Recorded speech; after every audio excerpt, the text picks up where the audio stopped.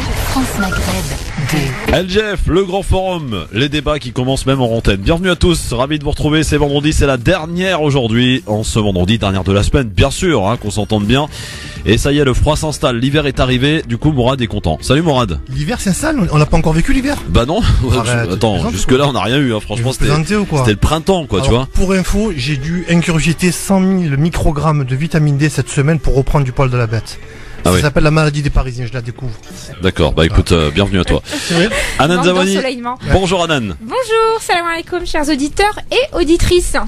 Bon, alors j'ai cru comprendre qu'aujourd'hui vous allez me faire chauffer le standard, j'ai l'impression. Bah là ça va être chaud bouillant. Ouais, j'ai l'impression que... entre mon avis tranché, celui de Morad, fou là. Alors, on va mettre le feu à France Télécom, il n'y aura plus de ligne ce soir ni d'internet, ça va exploser. Retenez bien et notez bien le numéro 01 40 33 9000, ça peut servir éventuellement. Alors, Anan, on va parler de quoi avec toi dans ton avis tranché tout à l'heure? Alors, on va parler du royaume du roi des pauvres, de Mohamed VI en fait. D'accord, le roi du Maroc. Roi du Maroc, effectivement. Coup de cœur. Pour mon coup de cœur, donc une belle découverte artistique. Ashraf et Ayoub, les Laurel et Hardy de Parler pour parler.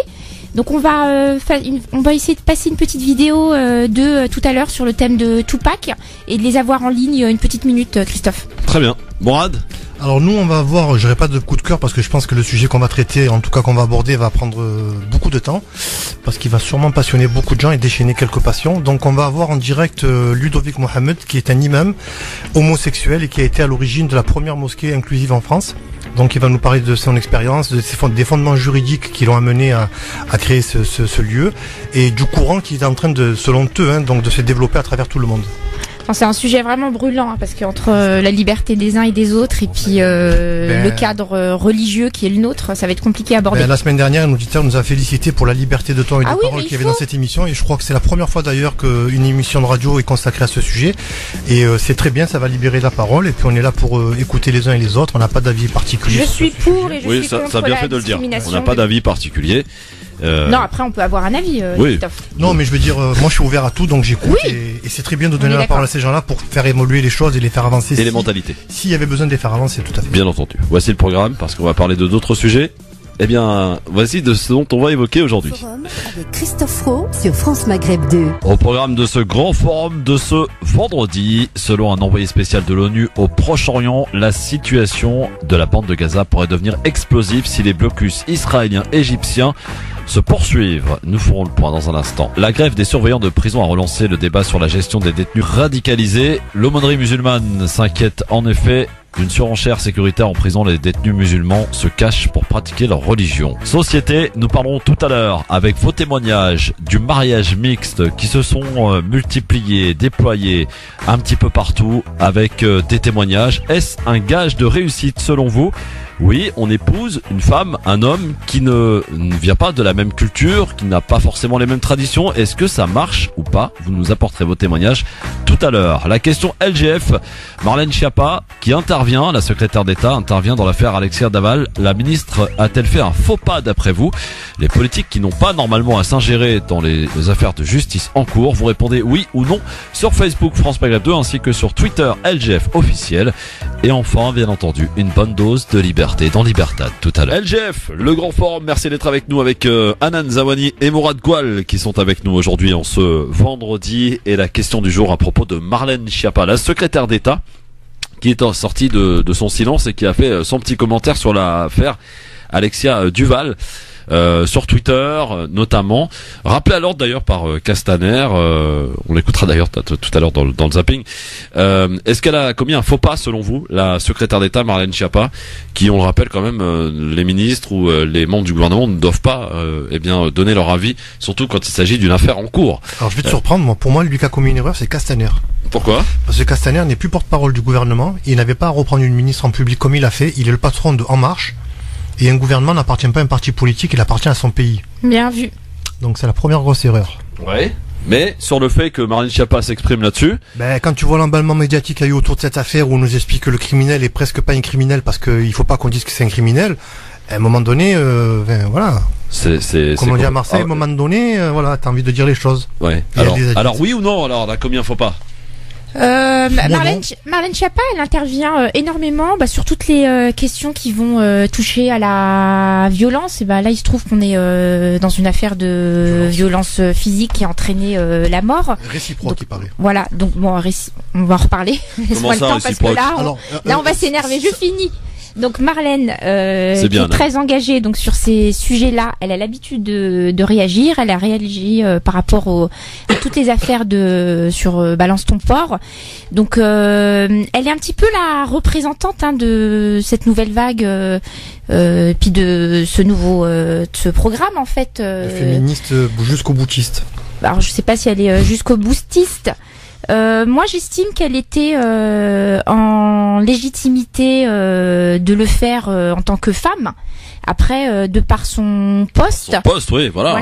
Donc ça pose un problème. Ça peut poser un problème, oui. Ouais, alors... Mais par contre, ce qu'on lui reproche à elle, oui. On a quand même le Premier ministre qui lui-même appelle la justice à être intransigeante. Sur l'affaire du petit garçon de confession juive qui aurait été attaqué à Sarcelles. Parce que juif, voilà. Ah ouais, monsieur Pupponi, donc, il a passé la sur les plateaux télé, lui. Donc voilà, c'est bien de lui reprocher, mais à ce moment-là qu'ils aient tous le même comportement. Mais effectivement, il y a une facilité à porter des jugements. Mais c'est vrai que les politiques, en l'occurrence, sortent vite du silence quand ça les arrange. Finalement, c'est une condamnation à géométrie variable. Quand il y a, par exemple, ces agressions dont on évoquait hier à l'antenne de femmes voilées du côté de Perpignan qui sont emmerdées chaque jour, qu'ils accompagnent leurs enfants par une femme retraitée qui vient les agresser, les taper, sortir le couteau, les menacer. Là, il n'y a aucun responsable représentant de la République qui sort du silence. Est-ce qu'ils en ont même entendu parler? Oui, mais c'est ça le problème. Tu sais, Christophe, le préfet est au courant, donc. Tu sais, moi j'ai été élu à Marseille. Ouais. Je vais t'expliquer comment ça marche. Vas-y, explique-nous comment ça marche, on a hâte. Alors justement, pas qu'on arrête, mais en tout cas, si personne n'a réagi du côté de Perpignan, c'est parce que personne n'a fait en sorte qu'un élu réagisse. Moi, à Marseille, dès qu'il y avait un problème lié à la communauté musulmane, à la communauté maghrébine, à la Palestine, j'avais derrière moi une quarantaine de personnes, je veux dire, qui te prennent bien la tête, tu vois. Et si je ne réagissais pas par rapport aux sollicitations de ces personnes, c'est un peu ce que fait le CRIF avec les élus de confession juive, eh ben je passais pour un harki, un vendu, un incompétent, un patati, un patata. Donc sous le coup de l'émotion, du stress, de la pression de ces gens-là, eh ben on est amené à intervenir sur des sujets où des fois on n'a pas envie d'intervenir.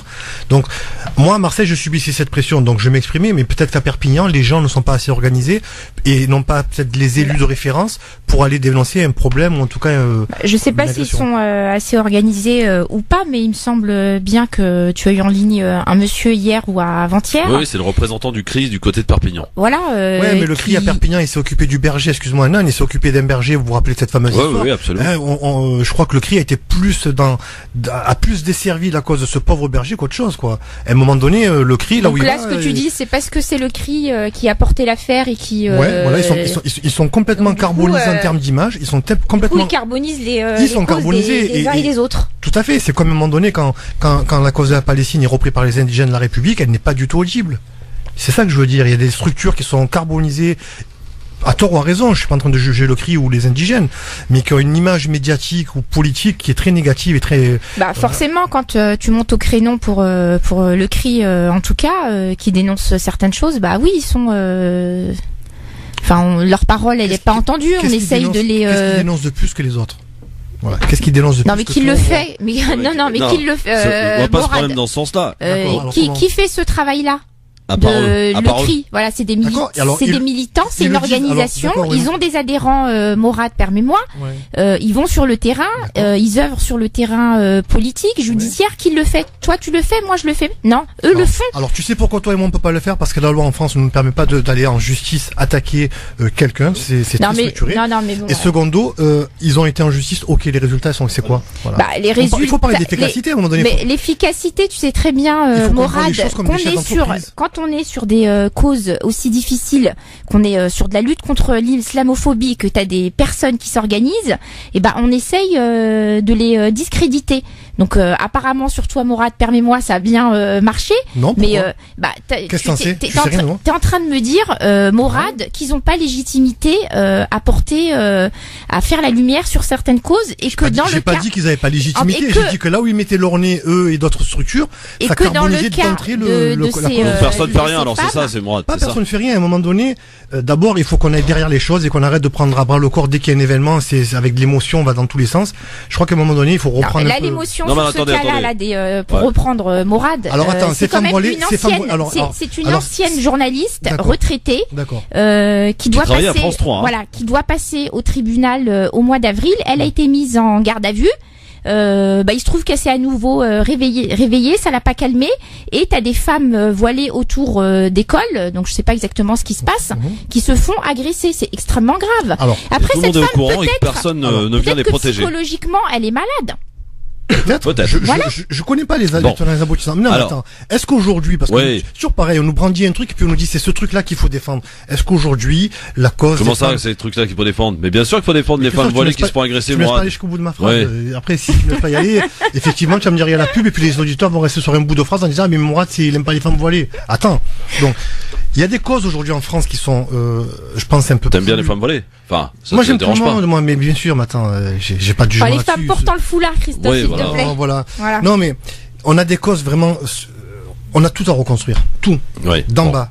On a des fondations qui n'existent pas, et on veut déjà commencer à défendre la toiture qui n'est pas encore posée. Les femmes voilées qui portent le voile, c'est un problème. Elles ont besoin d'être soutenues et on doit les soutenir, mais plus comme on l'a fait jusqu'à présent.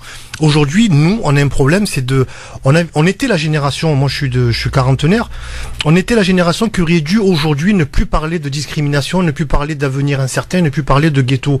Et on est la génération qui a des enfants à qui on est en train de dire vous allez grandir dans la discrimination, dans les ghettos. Ça veut dire que vous avez mal fait votre boulot?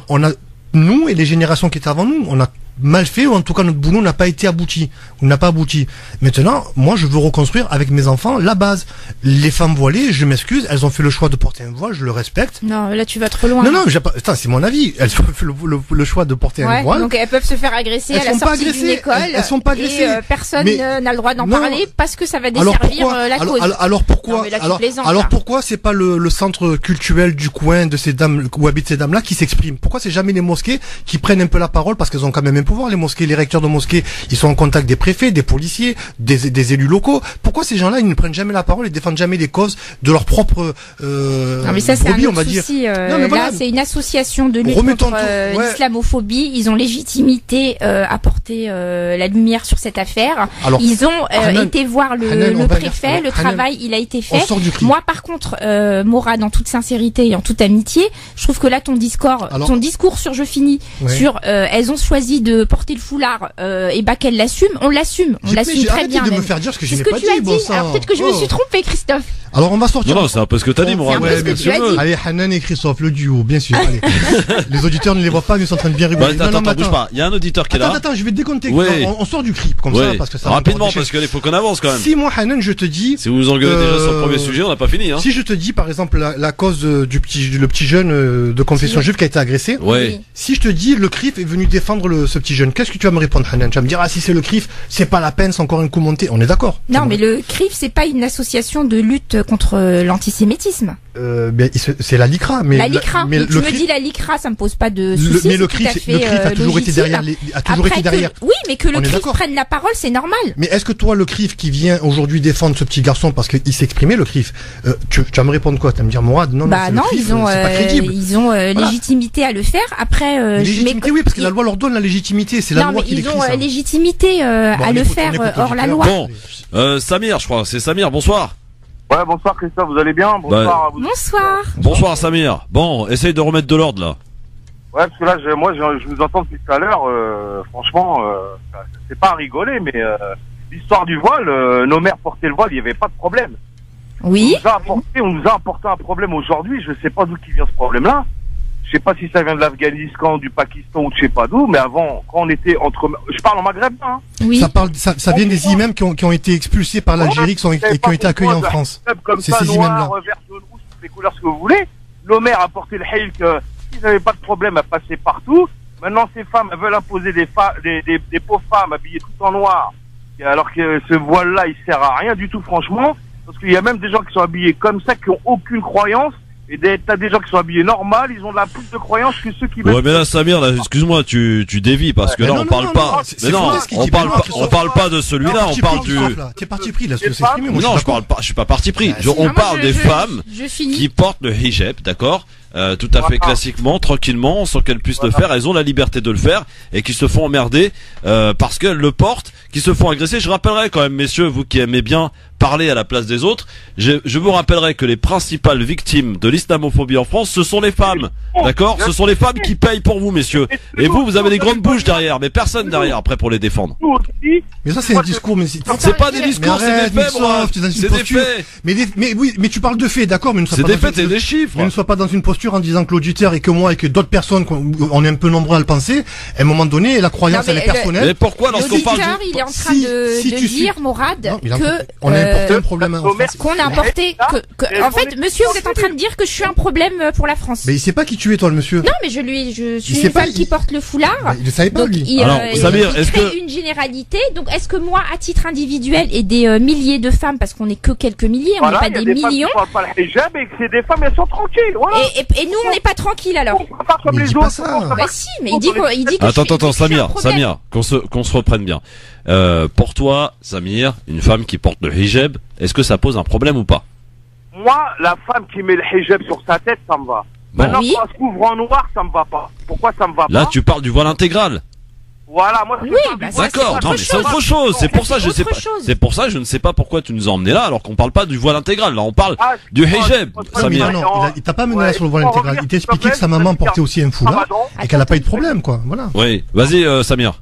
Avec Tariq Ramadan, franchement, s'il a fait ça, faut qu'il me voie et on fasse un tête-à-tête tous les deux, parce que s'il est accusé d'un viol de femme, il a touché une femme, ce mec-là, en disant que c'est un croyant, un musulman, je sais pas quoi ce qu'il veut, il a fait un truc comme ça, franchement, il mérite une comme on dit, une danse, hein. Il mérite une belle danse, il a fait un péché comme ça très très grave. Hein.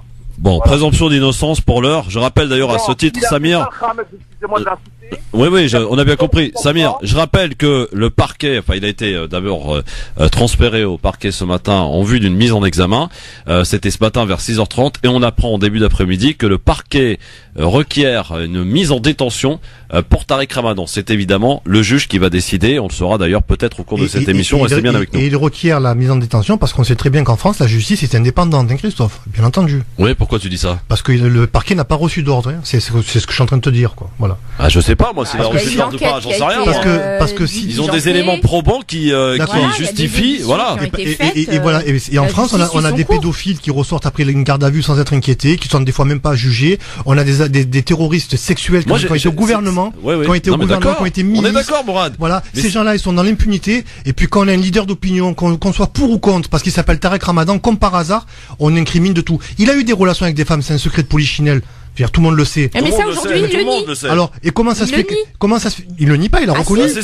Non, il nie. Il le reconnaît. Attends, Linda Ayari a fait tout un pataquès sur les médias parce qu'elle avait un livre à vendre en même temps que ce pataquès. D'accord. Elle a fait un pataquès. Aujourd'hui, on l'a demandé d'aller à la confrontation. Elle n'a pas voulu aller. Pourquoi? Parce qu'il a amené les preuves que c'est une relation assumée par elle et voulue par elle. La seconde personne, je sais pas. Mais il n'y en a pas qu'une. Morad, pour cette deuxième femme. Merci Samir en tout cas. Qui a été confrontée à Tariq Ramadan. 3 heures de confrontation.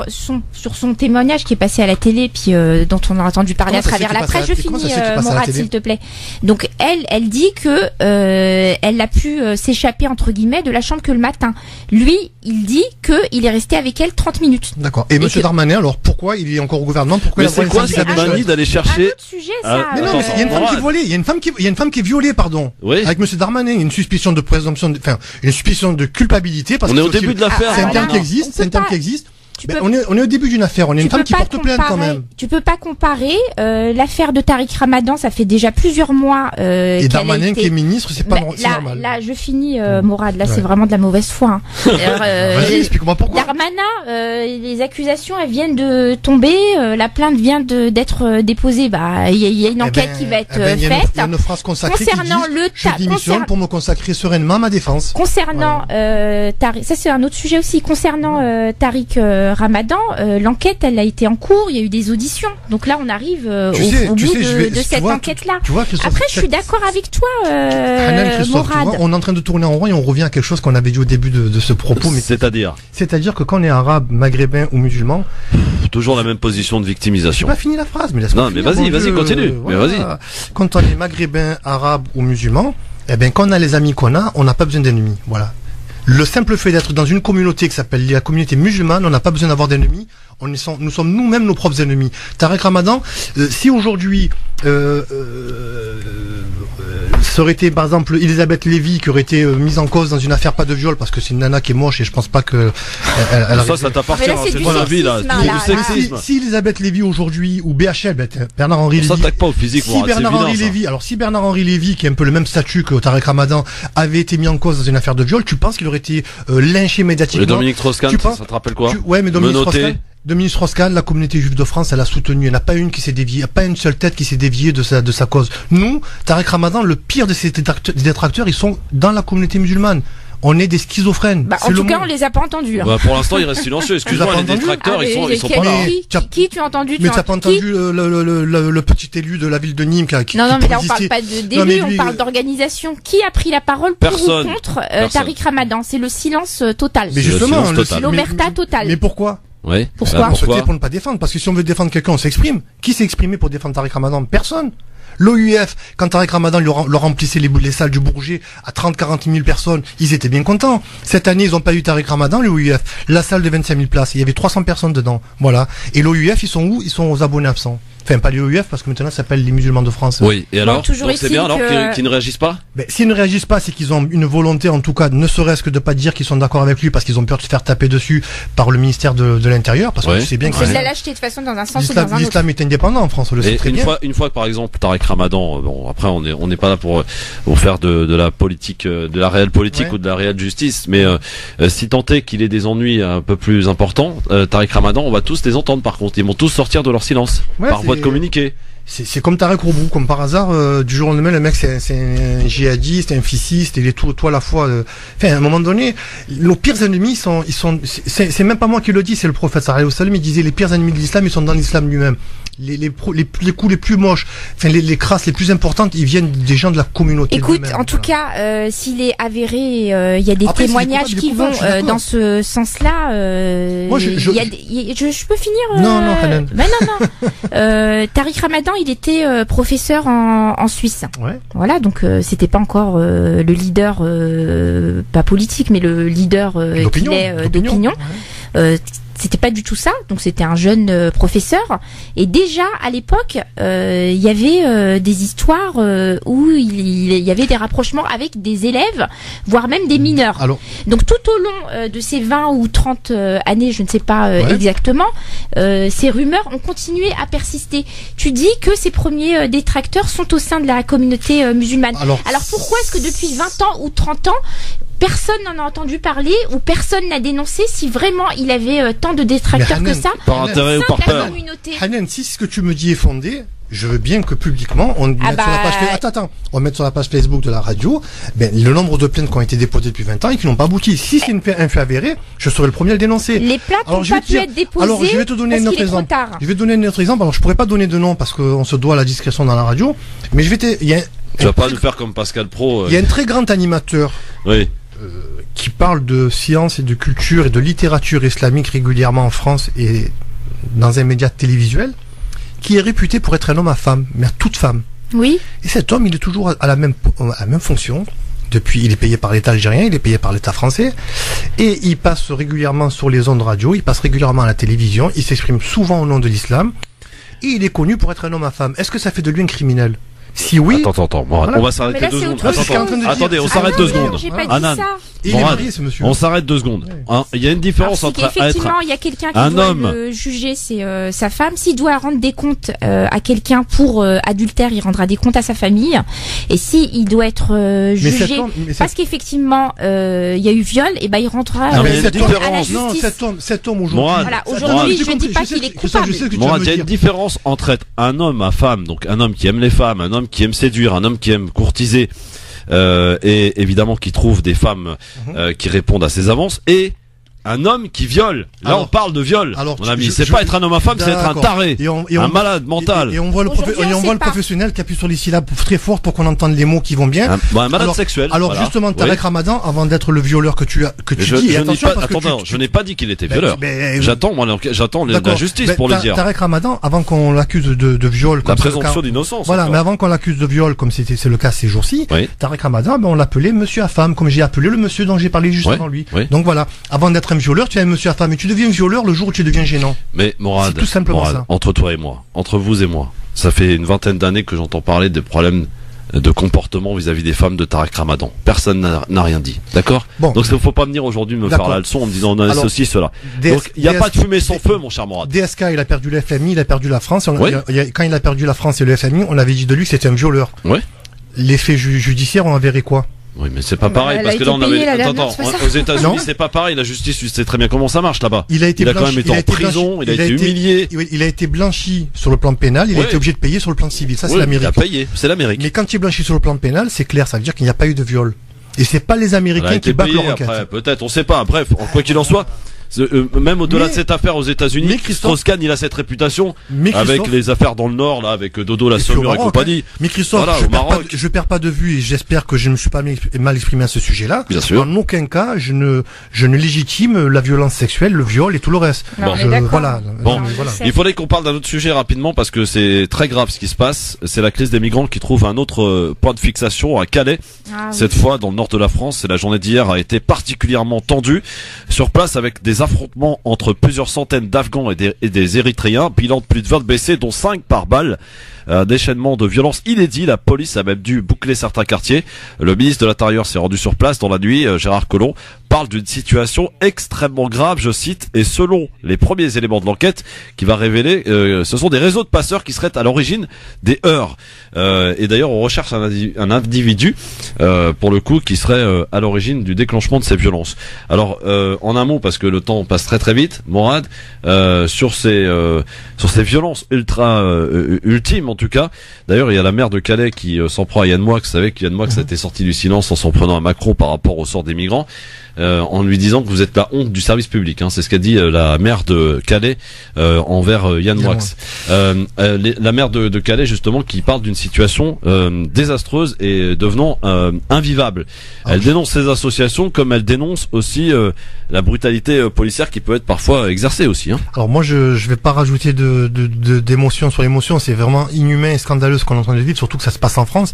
Mais on ne pourra pas régler le problème des migrants tant qu'on n'a pas réglé le problème des frontières avec l'Angleterre. Parce que les frontières avec l'Angleterre, au niveau des piétons, elles se situent en France. Ce qui est pas normal. Le droit international, les frontières d'un pays, elles sont quand même définies. Quand vous allez vous traversez la Manche, vous traversez une partie de la Manche qui est française, une partie qui est dans les eaux internationales, une autre partie qui est anglaise. Ça s'appelle les frontières. Et la particularité de l'Angleterre, c'est que l'Angleterre a décidé, merci l'Europe, de dire que ces frontières terrestres, au niveau de tout ce qui était passager, tout ce qui était marchandises humaines, s'arrêtait aux frontières de la France. Donc l'Angleterre a ses frontières chez nous. C'est ça qui fout le boxon.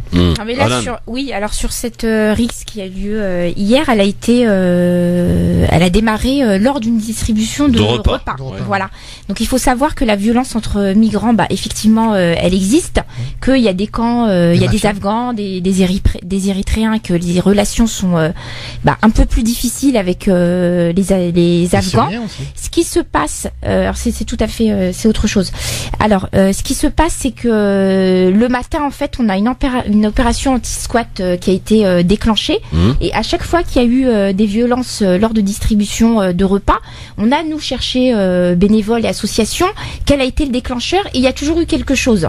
Donc là, on est en train de mettre l'accent sur le fait que les personnes soient armées, etc. Oui, effectivement, on a des migrants qui sont armés, qui ont fui des pays en guerre. C'est pas des bisounours, mais à côté de ça, les associations, eux, ils dénoncent le manque de moyens. Ils sont pas du tout aidés. Et aujourd'hui, ce qui fait qu'on en arrive à des situations aussi dramatiques, c'est parce qu'on a un gouvernement qui, par sa violence et son inhumanité, déclenche ces situations.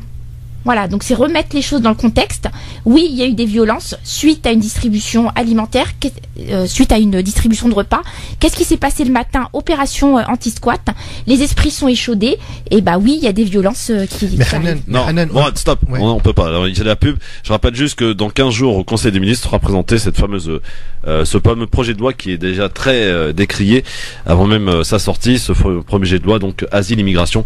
On aura l'occasion d'en reparler évidemment de ce sujet. Dans un instant, avis tranché de Morad Goual. Attention, à tout de suite. Eh oui, les débats sont animés, c'est le LGF sur France Maghreb 2 avec Anan Zawani, avec Morad Goual qui sont avec nous aujourd'hui jusque 18h, messieurs, dames, ravi de vous retrouver en ce vendredi, bien sûr, pour donner votre avis sur tous les sujets. Bien sûr, vous réservez principalement tout à l'heure dans Libertad, mais même avant, on essaiera de prendre en tout cas un ou deux appels d'ici tout à l'heure parce qu'on a beaucoup de sujets à évoquer avec vous et je vous rappelle la question du jour par rapport à Marlène Schiappa qui est donc la secrétaire d'État d'égalité entre hommes et femmes et qui est sortie de son silence, de sa réserve, en l'occurrence dans l'affaire Alexia Daval, donc qui a parlé concernant donc le mari qui a reconnu en tout cas avoir assassiné sa femme, enfin avoir étranglé par accident, nous dit-on, sa femme. Je sais pas comment on fait pour étrangler quelqu'un par accident, mais bon après. En trébuchant. Christophe, je plaisante. Non mais justement, c'est tout. Non mais au-delà de ta plaisanterie, il y a quand même quelque chose d'assez notable. Il a pas brûlé. Effectivement, tu te disputes avec ta femme. T'es un mec un peu impulsif. Et elle s'est brûlée sans qu'il la brûle, c'est ça là, le problème. Non mais t'es un mec qui est impulsif. Tu pousses ta femme, elle tombe, mettons, se cogne la tête sur le coin de la table basse, par exemple. Je suis mort. Elle est morte. Voilà. Et c'est moi la victime. C'est une Tunisienne. Non mais attends, bon, sois sérieux 2 minutes. Et il y a une différence après étrangler quelqu'un. Quand tu étrangles quelqu'un, tu vois, t'as le temps. Mais par amour et par passion, on fait beaucoup de bêtises. Je suis sérieux. Arrête de raconter des conneries comme ça. On peut pas étrangler des gens par amour. T'es malade ou quoi?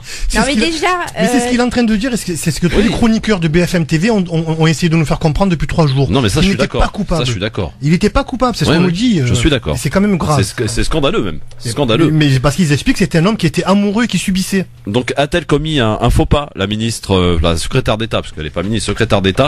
C'est la question que l'on vous pose. D'ailleurs, on vous a même pas donné les sondages. Ça donne quoi sur Facebook, sur Twitter, Anan? Sur Twitter. 78% de oui. Elle a commis le faux pas. D'accord. Voilà. Et puis sur Facebook, je vais te dire ça tout de suite. D'accord. Donc je rappelle d'ailleurs pour aller voter France Maghreb 2 et sur Twitter c'est LGF officiel. N'hésitez pas d'ailleurs à vous servir des réseaux sociaux pour interagir dans cette émission, bien sûr pour nous donner votre avis qui nous intéresse. Qu'il y a eu une majorité de oui juste parce que c'est Marlène Schiappa. Voilà. Pourquoi? Elle est énormément décriée sur Twitter. Ah oui. Voilà. Ouais, d'accord. Après, il faut voir sur Facebook, c'est vrai que c'est pas la même sociologie, donc. Alors, on va regarder ça tout de suite sur Facebook. Voilà. C'est 79% de. Tu vois, c'est quasiment pareil. Voilà. 78 sur Twitter, 79 sur Facebook. Voilà. Bon, eh bien, on va passer maintenant à un avis tranché, messieurs dames, celui de Morad Goual. Voici le jingle, c'est parti.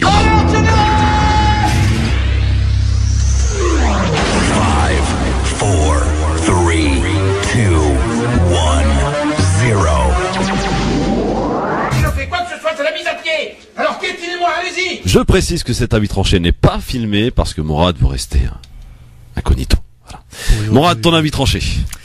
Bonsoir Christophe, bonsoir Hanan, chers auditeurs. Donc aujourd'hui, on va évoquer un sujet qui a pris naissance en France il y a à peu près 3-4 ans, qui avait fait couler beaucoup d'encre, mais qui avait été passé sous silence dans la communauté musulmane, qui avait fait beaucoup de remous sur Facebook et les réseaux sociaux. Et qui est en train aujourd'hui de perdurer, qui est en train de se développer, alors selon les dires des responsables de ce mouvement, qui est en train de se développer notamment dans l'Europe de l'Est et dans le monde aussi. Donc on va avoir tout à l'heure avec nous notre invité par téléphone, donc Ludovic Mohamed, qui a été le premier imam homosexuel en France à ouvrir une mosquée dite inclusive.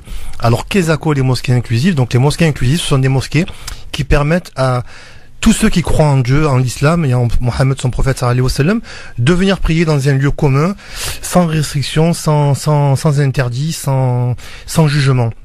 Donc dans ce lieu, donc il appelle une mosquée inclusive, la première avait été ouverte à Paris il y a à peu près 4 ans.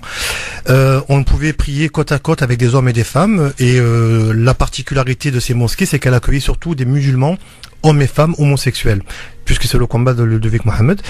Ludovic Mohamed est un jeune homme de 40 ans, il est diplômé en théologie, donc il est imam, il a plusieurs livres à son actif, il a mené beaucoup de combats, notamment en Angleterre, aux États-Unis. Il s'est marié, donc il revendique aussi avoir été le premier musulman de France à avoir bénéficié de la loi pour tous, le fameux mariage pour tous. Enfin, moi je dis que c'est pas le premier, je dis que c'est peut-être le premier qui a revendiqué le fait de l'avoir fait, mais je pense que beaucoup de musulmans aujourd'hui qui vivent dans l'anonymat ont dû aussi profiter de cette loi et se marier avec leur bien-aimé. Donc voilà, le sujet que je voulais aborder avec lui, c'était donc ces fameuses mosquées inclusives. Alors loin de nous l'idée de porter un jugement, de donner raison à l'un ou à l'autre, parce que je pense que dans la suite de nos échanges, on va recevoir beaucoup d'appels, Christophe, de gens qui vont crier au sacrilège, mais je crois que tout le monde a le droit de s'exprimer. Il a des fondements juridiques et théologique qu'il aimerait mettre en avant pour expliquer sa démarche et montrer qu'il n'est pas dans le faux. Je vais bien l'écouter. Et puis voilà, donc notre invité est avec nous en ligne. Voilà, je te laisse la parole. Bonsoir monsieur Ludovic Mohamed. Bonsoir Salam. Bonsoir et bienvenue à vous sur France Maghreb 2. Alors merci. C'est vrai que Morad présente cette initiative et ça peut. Est-ce que vous pouvez comprendre d'abord, en premier lieu, que ça puisse choquer? C'est justement parce que ça a choqué pendant des décennies qu'on a décidé de s'organiser, d'être plus visible. Ou au-delà, pardon du terme choqué, je dirais plutôt interpellé. Interpeller, c'est aussi le but. C'est-à-dire que si les gens se sentaient totalement inclus et accueillis sans discrimination dans des organisations mainstream, on va dire, pour parler d'islam, pour parler aussi de sexualité, parce que c'est un tabou chez nous de manière générale, il n'y aurait pas eu ce besoin en 2009 avec des articles et puis des prédicateurs. Tariq Ramadan qui a écrit un article assez controversé à l'époque sur la question de l'homosexualité en islam, le fait que l'islam est homophobe, mais c'est pas la seule religion homophobe, etc. Bon, c'est un argumentaire très glissant. D'ailleurs, on lui a beaucoup reproché des deux côtés. Et donc, on a décidé de prendre la parole à l'époque et donc de s'organiser en 2010 avec un collectif associatif pour ne plus que les gens parlent en notre nom. À un moment, il fallait que ces questions-là soient traitées par les gens qui sont concernés ad nominem. Alors, vous avez décidé d'ouvrir une mosquée, c'est ça? C'est la première mosquée qui a été ouverte, c'est à Paris. Hein? Inclusive. Hein, inclusive. Ouais. Le terme est important. Inclusive, oui. Qu'est-ce que ça veut dire exactement, la mosquée inclusive, monsieur Mohamed? Alors, par définition de mosquée inclusive ou un mouvement inclusif, ça veut dire que tout le monde est inclus. Personne qui est exclu. Ouais. La majorité n'était pas homosexuelle, mais c'est vrai qu'on en a beaucoup parlé parce que j'étais moi-même homosexuel. Mais aujourd'hui, cet exemple a été reproduit partout en Europe de l'Ouest, non pas en Europe de l'Est, mais en Europe de l'Ouest. En Europe de l'Est, il y a très peu de musulmans et beaucoup d'islamophobie avec tout ce qui se passe, les réfugiés, etc. Mais en Europe de l'Ouest, c'est quelque chose qui marche très bien en termes de... Voilà, on organise une communauté, on a des lieux sécurisés où les gens ne sont pas jugés, peuvent s'exprimer librement sur ces questions-là et sur d'autres aussi, sur la question de l'écologie, du féminisme, etc. Donc c'est vraiment un modèle qui est en train de non seulement de perdurer, mais c'est d'un point de vue sociologie des organisations, un mouvement international qui a commencé à Paris en 2012, mais qui aujourd'hui a dépassé bien évidemment les frontières de la France. Alors, votre mosquée aujourd'hui, elle accueille tout le monde. On est d'accord. C'est la mosquée inclusive qui accueille tout le monde. Quelle a été ou quelle est d'ailleurs toujours la réaction, j'allais dire, des musulmans traditionalistes, voilà, qui, voilà, on connaît leur position, bien sûr, vous la connaissez aussi bien que moi. Quelle est leur réaction et est-ce que vous avez le soutien aussi des instances religieuses musulmanes de France? Alors moi je suis imam, mais je fais des sermons dans différentes mosquées. Donc à Paris je l'ai fait il y a quelques mois. À Marseille, on a fait des formations aussi pour des gens qui venaient d'Afrique du Nord, qui voulaient en savoir plus sur ces questions-là, qui en Algérie par exemple ne peuvent pas traiter de ces questions-là, donc ils venaient se faire former chez nous à Marseille notamment, là où j'habite aujourd'hui. Ouais. Il y a une dernière mosquée qui a ouvert encore à Berlin il y a une année, donc on forme aussi des imams aujourd'hui.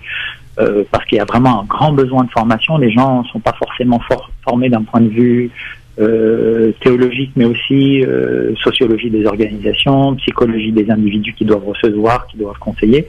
Donc c'est ce genre de formation aujourd'hui qu'on offre à Marseille ou bien in situ à Berlin, à Londres ou ailleurs. Mais quand vous dites on, c'est qui on? L'association, c'est ça? Alors c'est mon organisation, moi-même, ou alors des gens qui font partie de notre mouvement. Notamment à Berlin, par exemple, c'est l'imam Serhan Atesh, qui est une femme féministe très radicale qui pendant des années s'est tenue à l'écart de l'islam et qui ensuite s'est dit écoutez, moi aussi j'ai envie d'avoir une spiritualité, un peu comme ce que j'ai fait, parce que moi pendant 7 ans je parlais plus de religion du tout, ni en privé ni en public, et c'est ensuite que j'ai pu refaire un travail sur moi-même, relire les textes et me dire finalement on peut être homosexuel, on peut être une femme, on peut être pratiquant sans être discriminé. La discrimination n'est pas la religion. Alors Mohamed, dans vos discours, dans tout ce qui sert à étayer votre parcours et votre action, vous dites que l'islam n'interdit pas l'homosexualité et qu'en fait on fait tous une mauvaise, enfin en tout cas pas tous, mais la plupart d'entre nous faisons une mauvaise interprétation des textes coraniques et des versets qui l'accompagnent, et que il y a un fondement juridique qui permet à l'homosexuel d'exister dans l'islam et éventuellement aux mosquées inclusives d'exister aussi. Donc quelles sont ces bases juridiques? Alors, bonne ou mauvaise interprétation, chacun est libre. Voilà, la question est bien posée d'ailleurs. Non, tout à fait, je comprends en tout cas la question. Je pense que déjà d'un point de vue juridique en France, l'homophobie est interdite, donc on a un problème si on est libre d'interpréter les textes comme on veut, mais dans certaines limites. Non, mais je parle religieusement. Quand je dis juridiquement, c'est théologique. J'y viens. Pardon. Et donc de dire que le Coran, condamne les homosexuels, c'est quand même un gros problème pour les musulmans qui affirmeraient cela. D'un point de vue strictement chariatique, le Coran, qu'est-ce qu'il dit? Dans plus de 70 versets, il parle du peuple de Sodome et Gomorrhe. Voilà. Déjà, jamais il ne cite l'homosexualité, la transsexualité ou autre. Ces gens-là sont décrits dans 70 versets, 71 si je me souviens bien, comme étant des violeurs, des pirates, donc ils coupaient les routes marchandes, ils volaient les gens, ils les violaient, ils les tuaient. Ils adoraient la déesse Ishtar, ou Aphrodite selon certaines cultures, d'autres dénominations dans d'autres cultures, qui était une déesse de l'amour, déesse de la guerre aussi. Donc ils pratiquaient des viols rituels, ils violaient les jeunes gens pour offrir leur virginité dans le temple de la déesse Ishtar à la déesse de leur peuple. Donc ça c'est Hérodote, historien antique, qui le raconte aussi. Si on va maintenant Oui, c'est païen, mais c'est ça qui est intéressant, c'est que c'est antérieur à l'islam et au christianisme, et ça décrit ce qui se passait dans les plaines mésopotamiennes, donc y compris à Sodome et Gomorrhe. Ces pratiques, quand on recoupe avec d'autres informations historiographiques, on se rend compte que ces pratiques-là, c'est ce que je veux dire, n'ont rien à voir avec l'homosexualité, c'est des rapports entre personnes de même sexe ou entre personnes de sexe différent, mais ce qui compte là-dedans, c'est que c'est du viol rituel. Oui, mais et ce sont des rapports qui ne sont pas consentants. Ensuite, vous avez un verset du Coran qui, pour moi, est très très explicite là-dessus. Aucun autre peuple avant vous ne s'était adonné à cette abomination. Ça, c'est Lot, c'est le peuple de Lot. Le peuple de Lot, voilà, exactement. Mais Mohamed, le fondement, moi je vais me faire l'avocat du diable, c'est un peu le but de l'émission, parce qu'on est là pour faire avancer un débat et pas le cristalliser. Le but du monothéisme, qu'il soit chrétien, juif ou musulman, c'est l'adoration de Dieu. Et Dieu, notre adoration de Dieu, elle se fait à travers les pratiques, de la pratique de la religion, mais elle se fait aussi par l'enfantement. Et justement, les gens aujourd'hui qui disent que vous êtes dans le faux, c'est des gens qui disent, effectivement, peut-être que l'homosexualité n'est pas citée en tant que telle dans le Coran. J'ai pas aujourd'hui la preuve, moi je l'ai pas lu, je sais pas. Enfin, je l'ai pas lu dans ce sens pour comprendre cela. Mais peut-être que la première reproche qu'on va vous faire, c'est de vous dire l'homosexualité n'est pas possible et compatible avec l'islam, puisque la première chose qu'un couple ou qu'un homme ou qu'un musulman et qu'une musulmane doivent accomplir, c'est l'adoration de Dieu à travers une naissance, un enfantement. D'accord. Alors là, on saute sur un autre sujet qui est la question de la natalité. Donc de lier Dieu non, pas la natalité, l'enfantement. Voilà, oui, c'est ça, la natalité, c'est-à-dire faire des gosses. Non, pour dire les choses clairement. Oui, non, mais je vais vous répondre. Mais c'est un autre sujet. Mais sur lequel j'ai des arguments qui sont les miens, qui m'appartiennent. Je suis tout à fait d'accord que les gens puissent avoir une représentation différente. Par contre, personne ne peut me forcer à avoir des enfants. Et il n'y a pas un seul verset dans le Coran, une seule tradition du prophète alayhi salam qui dit, par exemple, comme c'était le cas dans la Bible, la Torah après Noé alayhi salam et la grande inondation que l'humanité a subie, croissez et multipliez-vous. Ça, c'est un verset de la Bible. C'est pas un verset du Coran. Vous n'avez pas un seul verset dans le Coran qui vous dit qu'il faut faire des gosses, se reproduire et occuper la terre. Parce qu'à l'époque, c'était pas la même situation sociologique. Donc, ici, on voit une ligne qui se trace, qui est assez clair-obscur, mais que quand même assez clair de mon point de vue, entre les prescriptions spirituelles, religieuses, et les prescriptions qu'il y a dans le Coran, mais qui sont contextuelles et sociologiques. Donc si dans une certaine condition sociale, dans un certain contexte, il faut faire des gosses, oui, mais ça n'a rien à voir avec la spiritualité, c'est une question de survie de l'humanité. Je crois qu'avec 9 milliards, bientôt 10 milliards d'individus, on va pouvoir concevoir le fait qu'on peut être spirituel et religieux et dévoué au tawhid d'Allah sans être père de famille nombreuse. Si vous permettez, sur l'aspect spirituel et religieux, je souhaite pas qu'on rentre dedans parce que j'ai pas de contradicteur, j'allais dire aguerri ou tout à fait voilà, qui est capable d'argumenter ou contre-argumenter. Par contre, la question que je vous pose et à laquelle vous m'avez pas répondu, c'est votre mosquée donc installée à Paris, cette mosquée exclusive, est-ce qu'elle a le soutien des instances musulmanes de France? Non, pas du tout, mais comme tout mouvement qui n'est pas affilié au CFCM, il n'y a pas de lien hiérarchique. Vous avez été les rencontrer? Vous avez été parler avec les représentants officiels? Bien sûr, on a fait une conférence en 2010. Et qu'est-ce qu'ils vous disent? Alors, je vais vous le dire, laissez-moi juste le développer. En 2010, on a fait une conférence à l'Assemblée nationale où vous aviez Dalil Boubekir, donc actuel président en lien avec le CFCM, mais qui était il y est plus, mais bon, Paris. Oui. Il y est plus, mais il est toujours en lien avec le CFCM et la mosquée de Paris. Et à l'époque, il nous disait oui, c'est une abomination. C'est vrai que ça n'est pas cité dans le Coran explicitement, l'homosexualité, mais dans la Bible et la Torah. Je vous jure, un texto, c'est ce qu'il a dit. Donc il a été cherché dans les textes des autres, et les rabbins et les prêtres qui étaient là étaient beaucoup plus inclusifs, beaucoup plus informés sur la question. Ils lui ont dit non, mais n'allez pas chercher dans nos textes parce que nos textes ne sont pas homophobes et transphobes. Donc c'était assez intéressant de voir qu'ils essayaient d'échanger des ballons par rapport à cette question-là et qu'ils étaient assez mal à l'aise. Vous aviez un imam aussi qui était présent, l'imam de Bordeaux, Tariq Oubrou, qui lui disait effectivement ça n'est pas condamné. Rien ne condamne ni dans le Coran ni dans la sunna du prophète alayhi salatu wassalam. Tariq Oubrou qui est très décrié, faut le rappeler. Il est très décrié à l'intérieur. Oui, bien sûr. J'aime le rappeler. Bidar, comme tous ceux qui ne sont pas dans un traditionnalisme patriarcal et conservateur. Il n'y a pas de souci. De toute façon, la France, il faut savoir que les institutions religieuses, qu'elles soient juives, chrétiennes ou musulmanes, ce sont parmi les plus conservatrices, en Europe. C'est le consistoire juif, par exemple, c'est un des consistoires les plus conservateurs en Europe. L'Église catholique, n'en parlons pas. Et pour les musulmans, le CFCM, c'est pareil. Donc on a des valeurs, on a vu au moment du mariage pour tous, on a des valeurs en France qui, malgré ce qu'on veut bien en dire, un pays laïque et progressiste, peut-être pour une partie de la population, mais on a quand même des valeurs patriarcales, familiales, très conservatrices, très traditionnelles. Encore une fois, moi je suis d'accord pour que les gens aient les valeurs qu'ils veulent et qu'ils les appliquent dans leur propre vie, mais on est dans un pays où on est libre de pouvoir choisir ses valeurs, le rapport qu'on entretient à la tradition familiale, le rapport qu'on entretient à la religion également. J'ai une dernière question, Mohamed. Oui, rapidement. Voilà. Vous avez parlé il y a un mot qui m'a interpellé, vous avez parlé d'homosexuels et de transgenres. Alors qu'est-ce qui fait que du côté des pays à tendance chiite, on a plus de tolérance avec les gens de transgenres, comme par exemple en Iran où on accepte le changement de sexe civil? Absolument. C'est payé par la sécurité sociale. Qu'est-ce qui fait que on est quand même si c'est un islam chiite, ça reste un islam quand même. Qu'est-ce qui fait que dans ces pays-là, on a quand même des interprétations qui sont différentes du courant sunnite et très maghrébin que l'on voit en France, quoi? Mais c'est une très bonne question, oui, tout à fait. Il y a différentes interprétations qui ont plus ou moins pacifiquement coexisté au fil des siècles en islam.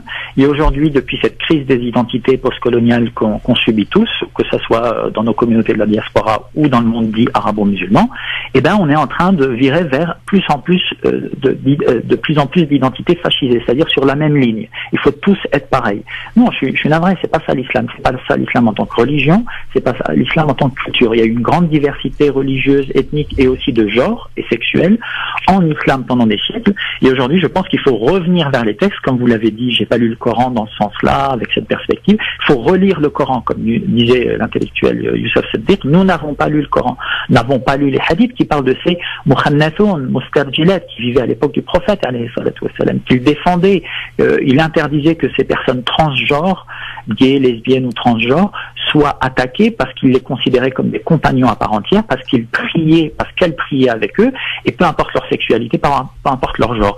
Et ça, vous voyez, la plupart des musulmans qui nous écoutent sont complètement ignorants par rapport à cette question-là.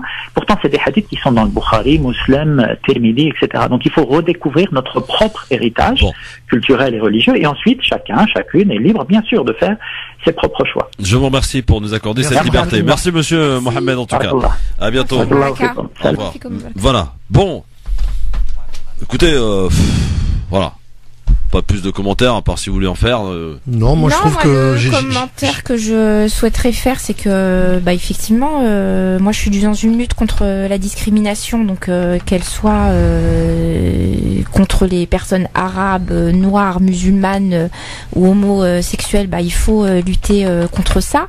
D'un point de vue religieux, effectivement, je découvre des choses, je suis assez perplexe. Écoutez, on va étudier, mais je suis perplexe pour le moment, voilà. Ouais, je suis un peu comme Hannan, je découvre et c'est vrai que ça amène à la curiosité, et puis de toute façon, on va voir la réaction des auditeurs. Je pense qu'ils vont pas tarder à se faire entendre pour comprendre comment eux ont perçu.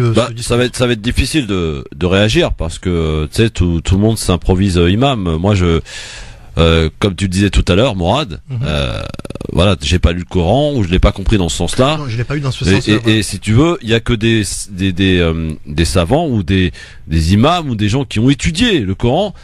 Qui peuvent contre-argumenter ou confirmer d'ailleurs ce que dit ce monsieur. Alors on prendra date et on le fera avec nos amis qui sont là. Voilà, ce qui est important pour moi de préciser, c'est que cette personne-là, donc Mohamed ou Ludovic, les deux, Ludovic Mohamed, il a choisi sa religion. Donc il a choisi l'islam, il a étudié les textes. Il a étudié en Algérie. Voilà, il a étudié et ce qui met en avant ce que j'ai essayé d'un petit peu lire pendant qu'il prenait la parole, c'est qu'effectivement, ne serait-ce que pour enterrer certains morts, notamment ceux qui sont homosexuels, c'est compliqué. Donc voilà, il y a quand même des choses qui sont un petit peu difficiles pour nous à accepter en tant qu'humains. Et en tout cas, voilà, si lui il a trouvé sa sérénité et puis que d'autres personnes ont trouvé leur sérénité au même titre que moi, en toute sincérité, d'un point de vue personnel, je leur jetterai pas la pierre.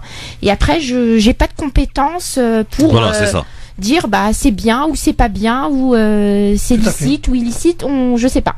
Il faut qu'on enchaîne parce qu'il faut qu'on parle de Gaza et ce cri d'alarme qui a été lancé. C'est une véritable catastrophe humanitaire qui s'annonce en Palestine et on ne pourra pas dire que l'on ne savait pas. L'Organisation des Nations Unies, par l'intermédiaire de son envoyé spécial au Proche-Orient, a prévenu mardi dernier que la situation dans la bande de Gaza pourrait devenir plus tragique qu'elle ne l'est déjà. La bande de Gaza est au bord d'un effondrement total, prévient l'envoyé spécial de l'ONU qui pointe du doigt le blocus que préconise cet envoyé spécial de restaurer notamment le pouvoir de l'autorité palestinienne. Sans cela, prévient l'émissaire des Nations Unies, Gaza risque à nouveau d'exploser de manière encore plus violente et meurtrière que par le passé, des propos qui paraissent alarmistes et pourtant la réalité semble corroborer l'analyse de l'envoyé spécial de l'ONU puisque cette semaine par exemple 7 centres médicaux ont été fermés à Gaza faute de carburant depuis 2008. La bande de Gaza a subi 3 guerres d'Israël et cela pourrait être encore empiré notamment parce que la situation économique et humanitaire est catastrophique du fait des blocus israéliens mais également, faut-il le rappeler, égyptiens. Pour cet envoyé spécial donc des Nations Unies, nous trouvons au bord d'une crise humanitaire majeure. L'envoyé spécial de l'ONU ajoute que nous sommes au bord d'une faillite totale des systèmes à Gaza avec un effondrement total de l'économie avec des implications sécuritaires qui en résultent pour les services sociaux, politiques et humanitaires. Voilà la situation et ce cri d'alarme de l'envoyé spécial des Nations Unies, Mourad. On en parlait il y a 2 mois, je crois, Christophe. Tu te rappelles, tu nous posais la question avec Tarek de ce que l'on pensait de la réunification de la fratrie palestinienne. Oui. Moi, j'avais hypothéqué cette réconciliation et cette réunification parce que je savais que les intérêts des uns n'étaient pas forcément ceux des autres. Aujourd'hui, le Fatah a fait imploser le Hamas. Le Hamas. Diplomatiquement, il y a 3 mois, il a fait imploser. Aujourd'hui, si Gaza est à poil, c'est parce qu'il n'y a plus d'autorité et d'entité politique qui mène la barque à Gaza. Mais normalement, c'est l'autorité palestinienne qui doit prendre le contrôle maintenant de cette, et notamment les salaires, etc. Ouais, ils ont payé l'électricité, les salaires n'ont pas encore été versés par contre. Voilà, c'est ça. Mais ils ont payé l'électricité de manière à ce que les Gazaouis puissent bénéficier de quelques heures d'électricité par jour. On en arrive à ce stade, on est en 2018. Mais tu as dit quelque chose de très important parce qu'on est toujours en train de parler de Gaza et d'Israël, mais Gaza partage ses frontières avec 2 États, exact. Israël et l'Égypte. Oui. Et quoi qu'on en dise, on n'apprendra rien à nos auditeurs en parlant tous les jours d'Israël. Par contre, moi, je m'évertuerai à parler tous les jours de l'Égypte, parce que son rôle est peut-être plus criminel et criminogène que celui d'Israël dans ce conflit. On est d'accord. Anan. C'est une partie du territoire qui est pris en otage depuis des années et des années, et puis qui, comme tu as dit, ça aboutit à des situations qui sont catastrophiques. On a 80% de la population qui vit en dessous du seuil de pauvreté, qui n'a pas accès à l'eau, qui peut pas vendre ce qu'elle produit, notamment son agriculture. On a des centres médicaux qui ferment. Donc aujourd'hui, plus que à côté en tout cas de ce blocus qui doit être levé, donc la situation au niveau de l'ONU, on en a donné l'alerte déjà au mois de juillet l'année dernière. On redonne l'alerte aujourd'hui. Il y a ce problème du blocus, mais il y a aussi ce problème de la colonisation et d'Israël qui dit pour des raisons politiques, on ferme tout et on est en train de tuer des gens en réalité. On continue en tout cas d'observer et j'essaierai de... Est-ce qu'ils vont se soulever? Parce que c'était ça la question. Est-ce qu'à un moment ce peuple aura la capacité de se soulever? S'il avait eu cette capacité militaire ou d'un point de vue organisation, ça ferait longtemps qu'il l'aurait fait. Aujourd'hui, non, il y a une situation humanitaire qui est dramatique.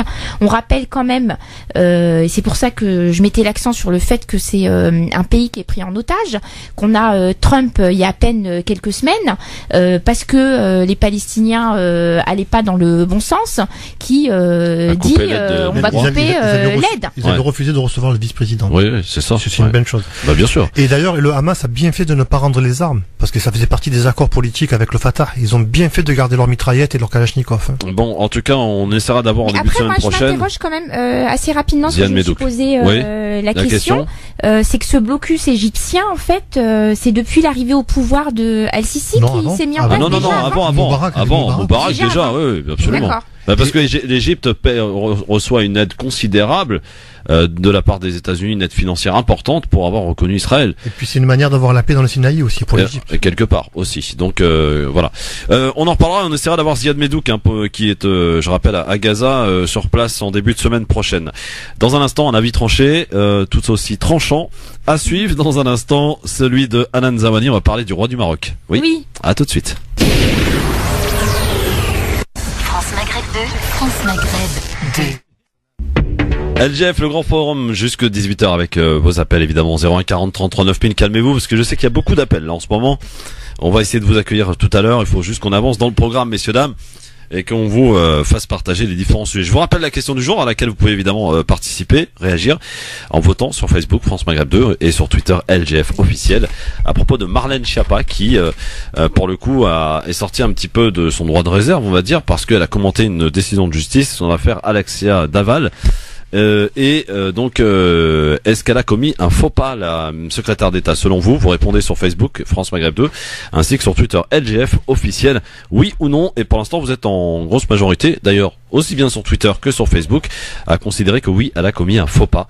Vous continuez de voter, vos avis nous intéressent évidemment. Et vous pouvez d'ailleurs interagir à cette émission au travers des réseaux sociaux, Christophe Le Grand Forum, Twitter, LGF officiel. Anan? Oui, je suis prêt. On est prêt? Alors, c'est bon. On va y aller pour le deuxième avis tranché sur France Maghreb 2. Et on va parler du Maroc. Jingle. 5, 4,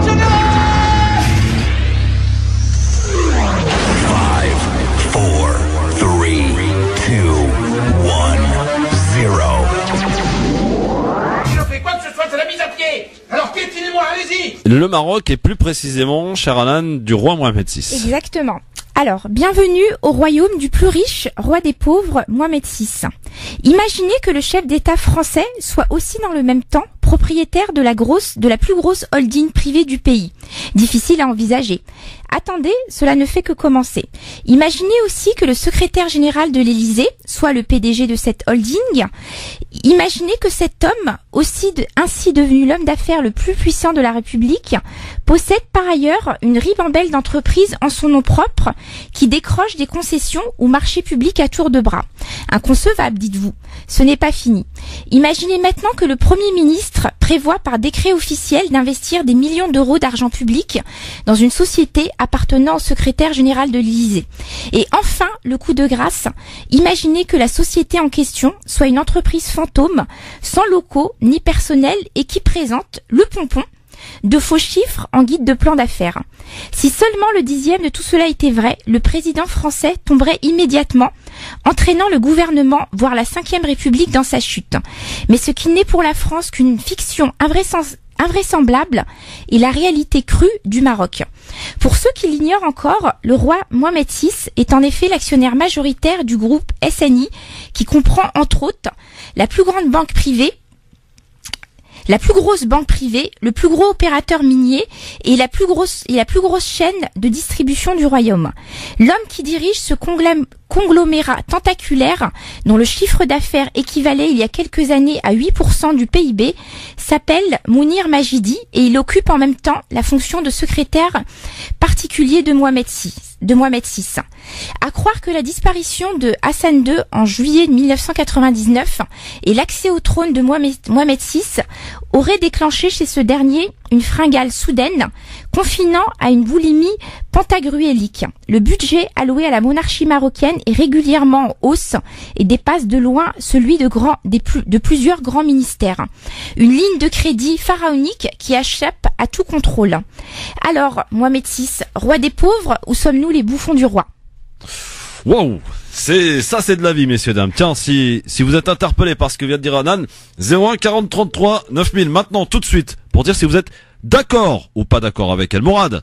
Moi, je partage tout à fait son propos, et le pire, c'est que si à la place de Mohamed VI on mettait Bouteflika, ben son texte il marche. Si à la place de Bouteflika j'aurais mis n'importe quel autre président d'un pays arabe, ça marche aussi. Les pays arabes sont malades de la corruption de leurs gouvernants, et c'est très bien que de le dénoncer. Il y a un très bon livre qui est sorti il y a à peu près 8 ans de ça, j'ai eu le plaisir de l'acheter, et il a été d'ailleurs, l'édition a été suspendue. C'est Mohamed VI, le roi prédateur. Oui, tout à fait. Interdit au Maroc, d'ailleurs. Voilà, et c'est un livre qui fait froid dans le dos. Et voilà. Après, c'est vrai que quand on parle du Maroc et que c'est un Marocain ou une Marocaine qui en parle, c'est quand même plus crédible, et on pourra pas la taxer d'être pro-ci, pro-ça, ou anti-ci ou anti-ça. Alors moi, je sais que j'ai pris des positions assez fermes sur le Maroc, et ça n'empêche pas qu'effectivement, on ait des auditeurs ou même des personnes lambda qui soient pas d'accord et qui mettent en avant le fait que ce roi Mohamed VI soit un dirigeant africain reconnu et respecté, qui mettent en avant la partie sécuritaire. Donc effectivement, d'un point de vue sécurité, il a réussi à faire en sorte que en tout cas le terrorisme soit tenu. Ouais. Et moi, ce qui m'interpelle par contre un petit peu plus, et c'est aussi l'objet de mon avis tranché, puis tout comme ceux des avis tranchés des semaines précédentes, c'est de dire que nous, en fait, quand on vient nous toucher, parler par exemple de notre roi ou parler de notre communauté, on a tendance à faire un petit peu l'autruche, et autant c'est facile pour nous de critiquer ou de dénoncer du racisme ou des choses d'un point de vue économique ici en France, mais dès que ça nous touche nous, non. Là, on devient un petit peu nationaliste. C'est ce que j'ai vécu la semaine dernière en parlant de la Tunisie. On accueille Karim qui est avec nous au standard. Bonsoir Karim. Bonsoir Christophe, salam alaikum à tout le monde. Wa alaikum salam Karim. Alors, d'accord ou pas d'accord avec l'avis tranché d'Anan Zawani, mon cher Karim? Tu peux répéter Christophe, j'ai pas compris. D'accord ou pas d'accord avec l'avis tranché d'Anan Zawani sur le royaume du Maroc, plus précisément sur le roi Mohamed VI? Moi, je suis d'accord avec elle parce que c'est déjà c'est une honte de voir ça. Et qu'est-ce qu'il fait du monde qui habite au Maroc? Pour moi, il est crevé de faim, et eux, ils s'enrichissent. Donc c'est une honte. Ouais, c'est exactement ça. Mais c'est pas propre au Maroc, il faut être honnête, c'est propre. Non, c'est pas propre au Maroc. Bon, là, on est sur le sujet du Maroc. Je suis algérien. Je suis algérien. Je suis né au Havre. Je suis dans la Ouest. Et donc... c'est au milieu, toi. Tu as vraiment un pied de partout, toi. Excuse-moi. Je trouve ça inadmissible qu'ils laissent crever quand même la dalle, son peuple, et puis eux, ils font les bons rois et tout ça. Donc c'est non. Merci Karim pour ton appel 01 40 33 9000. Merci beaucoup Anan pour cet avis tranchant. Vous pourrez évidemment réagir tout à l'heure et nous donner vos avis. Il faut qu'on avance un petit peu pour juste vous parler. Vous savez, vous vous souvenez, il y a quelques semaines, les gardiens de prison étaient en grève et ils ont obtenu après quelques jours de grève quand même, il y a 130 prisons qui ont été bloquées quand même.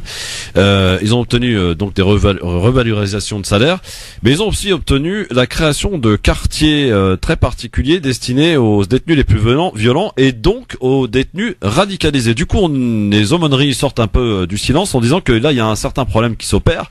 C'est que maintenant les prisonniers musulmans se cachent pour pratiquer leur culte, histoire de ne pas se retrouver suspectés d'être radicalisés. Et dans ces quartiers, non, ils ont peur de se retrouver dans ces quartiers. Alors qu'est-ce que ça implique? Ça implique le changement de cellule, couper tout contact avec les autres détenus, la privation de biens, des fouilles beaucoup plus importantes, etc., etc. Donc, tu sais, Christophe. Oui. Alors, je rappelle quand même que les prisons françaises sont considérées comme étant les pires d'Europe, en matière d'incarcération. On a un taux de surpopulation dans les prisons qui avoisine les 118%, selon les chiffres de 2017. Donc, effectivement, on fait des bêtises, on se retrouve en prison. C'est pas pour autant qu'on doit être maltraité ou stigmatisé. Et surtout, voilà. Alors, le système carcéral français est l'une des principales causes de sanctions de la Cour européenne des droits de l'homme vis-à-vis de la France. Oui, on est tapé régulièrement dessus par la Cour européenne des droits de l'homme par rapport à notre système carcéral. Moi, j'ai interpellé mon ami Guy Tessier, le député des 9e 10e arrondissement, qui est très à cheval sur ces questions-là de détention, puisqu'à Marseille, il est le député de la circonscription où se trouve la prison des Baumettes. Ouais. Et sur sa page Facebook, il avait fait la semaine dernière, il a posé une question au gouvernement par rapport à ce sujet-là. Et moi, je lui ai dit, mais comment vous pouvez prendre la parole au nom de la France en disant qu'on a un problème dans les prisons par rapport aux radicalisés? Les prisons, c'est 70 000 détenus et on a à peu près une centaine de personnes radicalisées qui sont répertoriées sur à peu près 80 sites différents. Comment ces 100 personnes peuvent remettre en question ou en péril en tout cas l'équilibre carcéral? Faut pas se foutre de la gueule du monde. Après, on s'interroge. On peut être musulman, juif, chrétien, athée, agnostique, tout ce qu'on veut, païen, bouddhiste. À un moment donné, on peut se retrouver en prison pour une raison X ou Y. Bien sûr. Une erreur. Mais quand on regarde le profil de ces gens qui sont soit déjà musulmans, soit convertis, c'est-à-dire des Français convertis à l'islam, très souvent, on a affaire à des braqueurs, à des vendeurs de shit, à des criminels. Je veux dire, c'est quel rapport avec l'islam? Ce qui se passe, c'est qu'en réalité, quand ils arrivent en prison, forcément, il y a un recul sur son statut.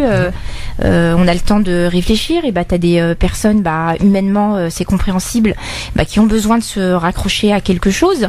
Donc du coup, commencent à prier. Et là, ce que dénonce Christophe, en fait, c'est de se dire que aujourd'hui, ils sont obligés de se cacher parce que ils ont peur d'être fichés S, d'être considérés comme des radicalisés.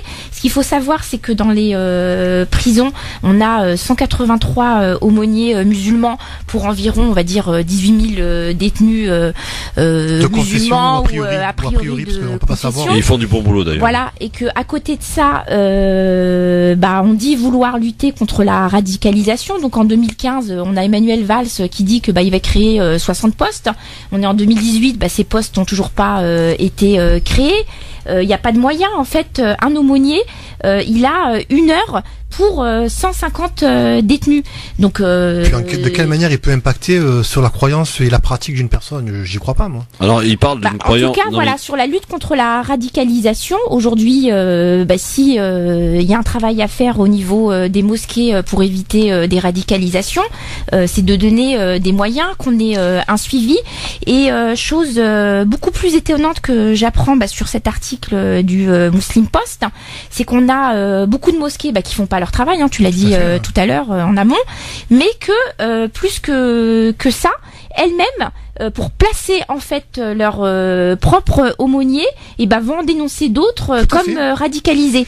Donc il y a une vraie guéguerre intermosquée qui est juste hallucinante. Et on se trompe de combat toujours parce qu'en fait c'est pas la radicalisation qu'il faut combattre, c'est l'ignorance. Parce que ce qui amène à un comportement radical, c'est parce que c'est d'abord l'ignorance. Non mais aujourd'hui déjà sur la radicalisation, Morad, pardon.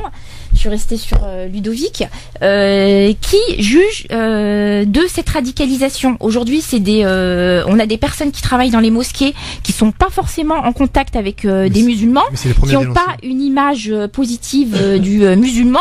Donc une prière ou même au parloir, un téléphone c'est pas comme ça qu'on les juge, Hanan, c'est pas comme ça qu'on les juge et on va s'engueuler. Alors, je vais te dire comment on va s'engueuler. Je sens que Christophe, parce que j'ai compris qu'il était très copain avec toi. Mais non, arrête, oh là là.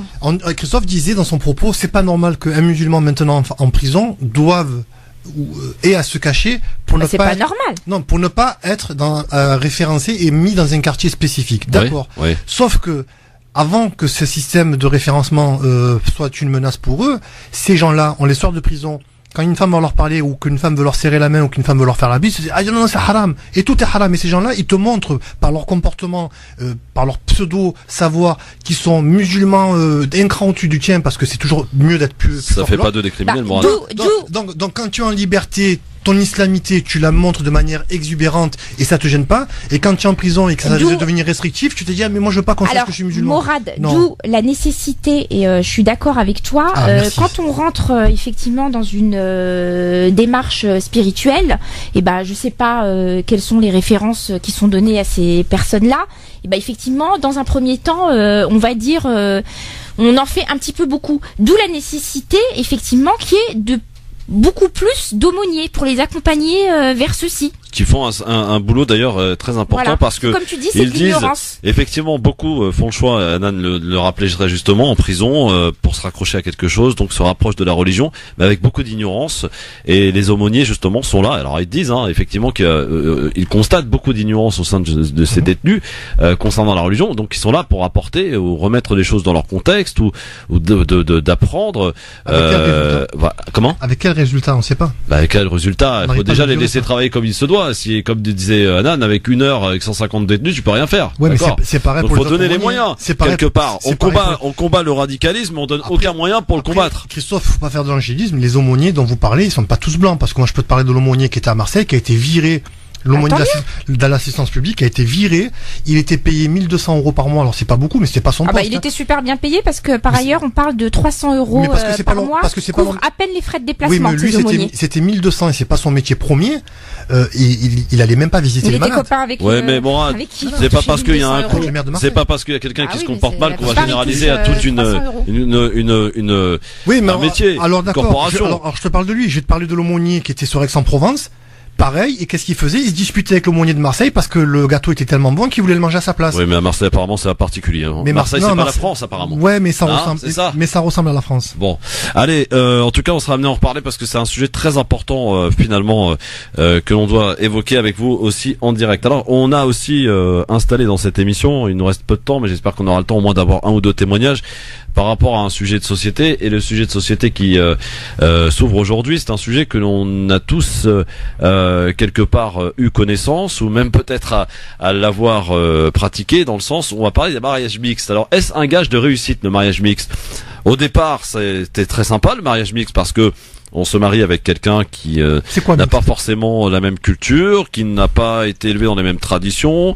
Alors mix, ça veut tout et rien dire, parce que mix, ça peut être un mariage algérien-marocain, comme ça peut être un mariage franco-sénégalais, comme ça peut être un mariage, je ne sais pas moi, maroco-états-unien. Comme ça peut être un mariage entre un musulman et une chrétienne. Comme ça peut être un mariage entre un musulman pardon, et une juive. Voilà, c'est ça le mariage mixte. C'est à partir du moment où vous avez 2 personnes qui se marient et qui a priori n'ont pas eu la même culture, n'ont pas reçu probablement les mêmes traditions, enfin ne suivent pas les mêmes traditions. Est-ce que vous avez un avis là-dessus? Est-ce que vous avez peut-être au travers de vos connaissances eu des exemples? Est-ce que ça marche? En tout cas, ça nous fait des beaux enfants, ces mélanges. Ben moi, de ce que je connais et ce que je vois ici, je dis que ça marche. C'est-à-dire? N'est-ce pas, Christophe? Ah bah oui, on a un très, un très bel exemple. Bien entendu. Voilà. J'en suis un exemple concret. Charité bien ordonnée commence par soi-même. Bah, évidemment, ça marche pour moi en tout cas, et alhamdoulilah. Mais non, bah alors pour moi ça marche pas. Et pour toi aussi. Alors je pense pas que c'est une question de le mariage déjà. On va le redire aux auditeurs, tout le monde le sait, c'est une difficulté en soi. Après, effectivement, quand il y a des différences culturelles, ça peut être un petit peu plus difficile au démarrage. Ouais. En tout cas, le temps qu'on cale les personnalités, le temps qu'on cale les familles, le temps, qu'il y a un équilibrage qui se fasse. Après, j'ai pas l'impression que le mariage mixte il soit plus difficile que le mariage classique entre guillemets.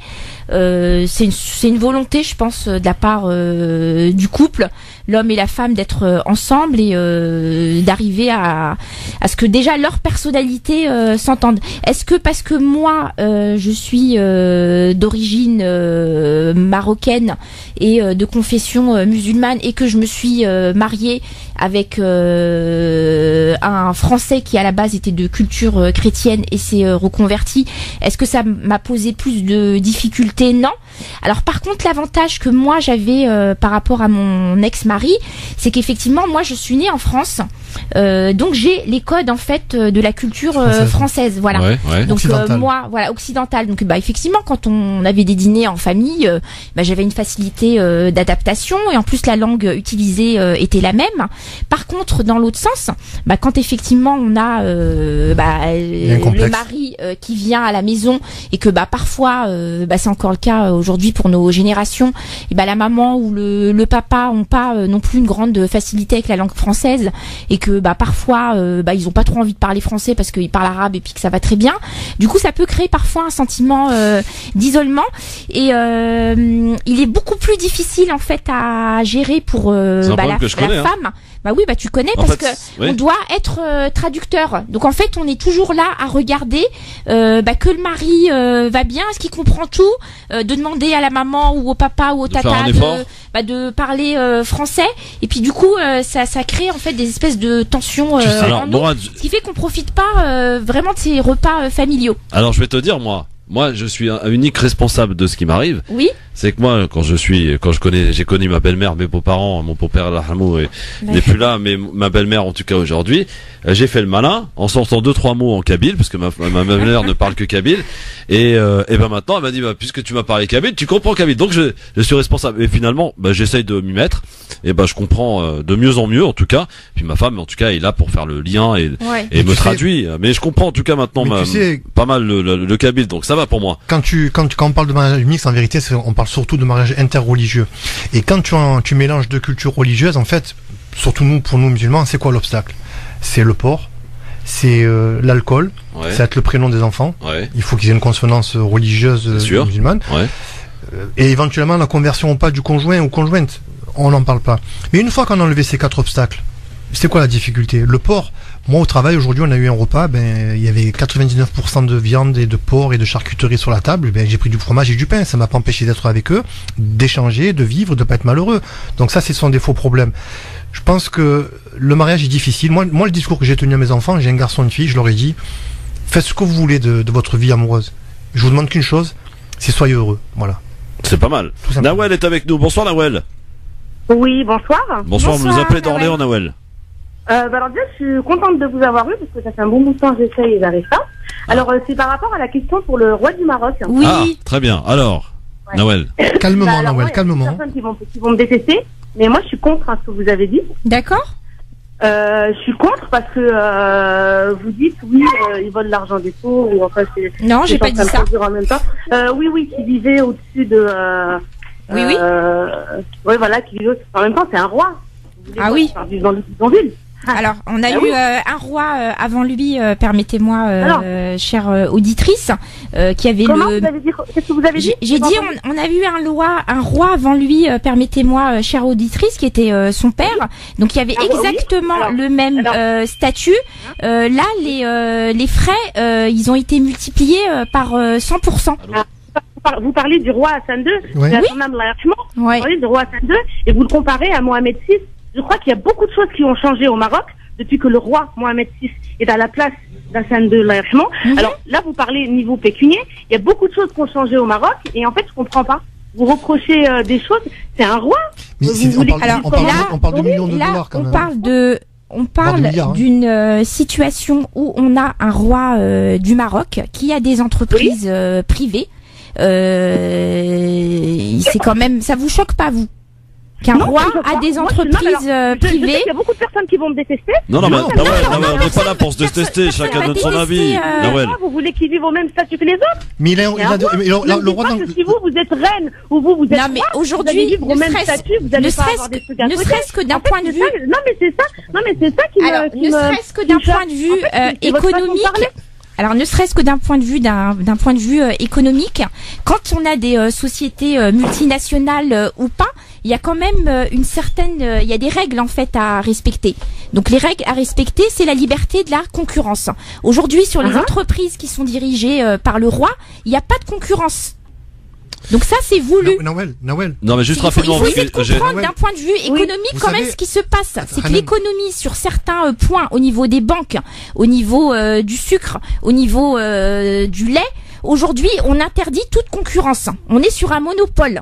Donc, alors, s'il doit y avoir monopole, moi, j'ai pas de souci. Mais que ce soit un monopole d'État, que ces entreprises soient nationalisées, que les bénéfices engendrés soient reversés dans l'économie marocaine. Aujourd'hui, elles sont reversées dans un portefeuille d'actionnaires privés. Nawel. Oui, c'est ça que je dénonce. C'est Mourad. Vous savez, la reine d'Angleterre et sa famille, vous savez de quelle manière ils tirent leurs revenus? Oui. Là, vous me parlez d'Angleterre, mais là, on parle du Maroc. Mais c'est un royaume d'Angleterre. Non, mais le Commonwealth, c'est l'Angleterre. Alors, non, mais ne me parlez pas de la reine d'Angleterre. Je vous explique. Le gouvernement britannique. Vous critiquez. Le gouvernement britannique. Non, mais moi, je suis à fond.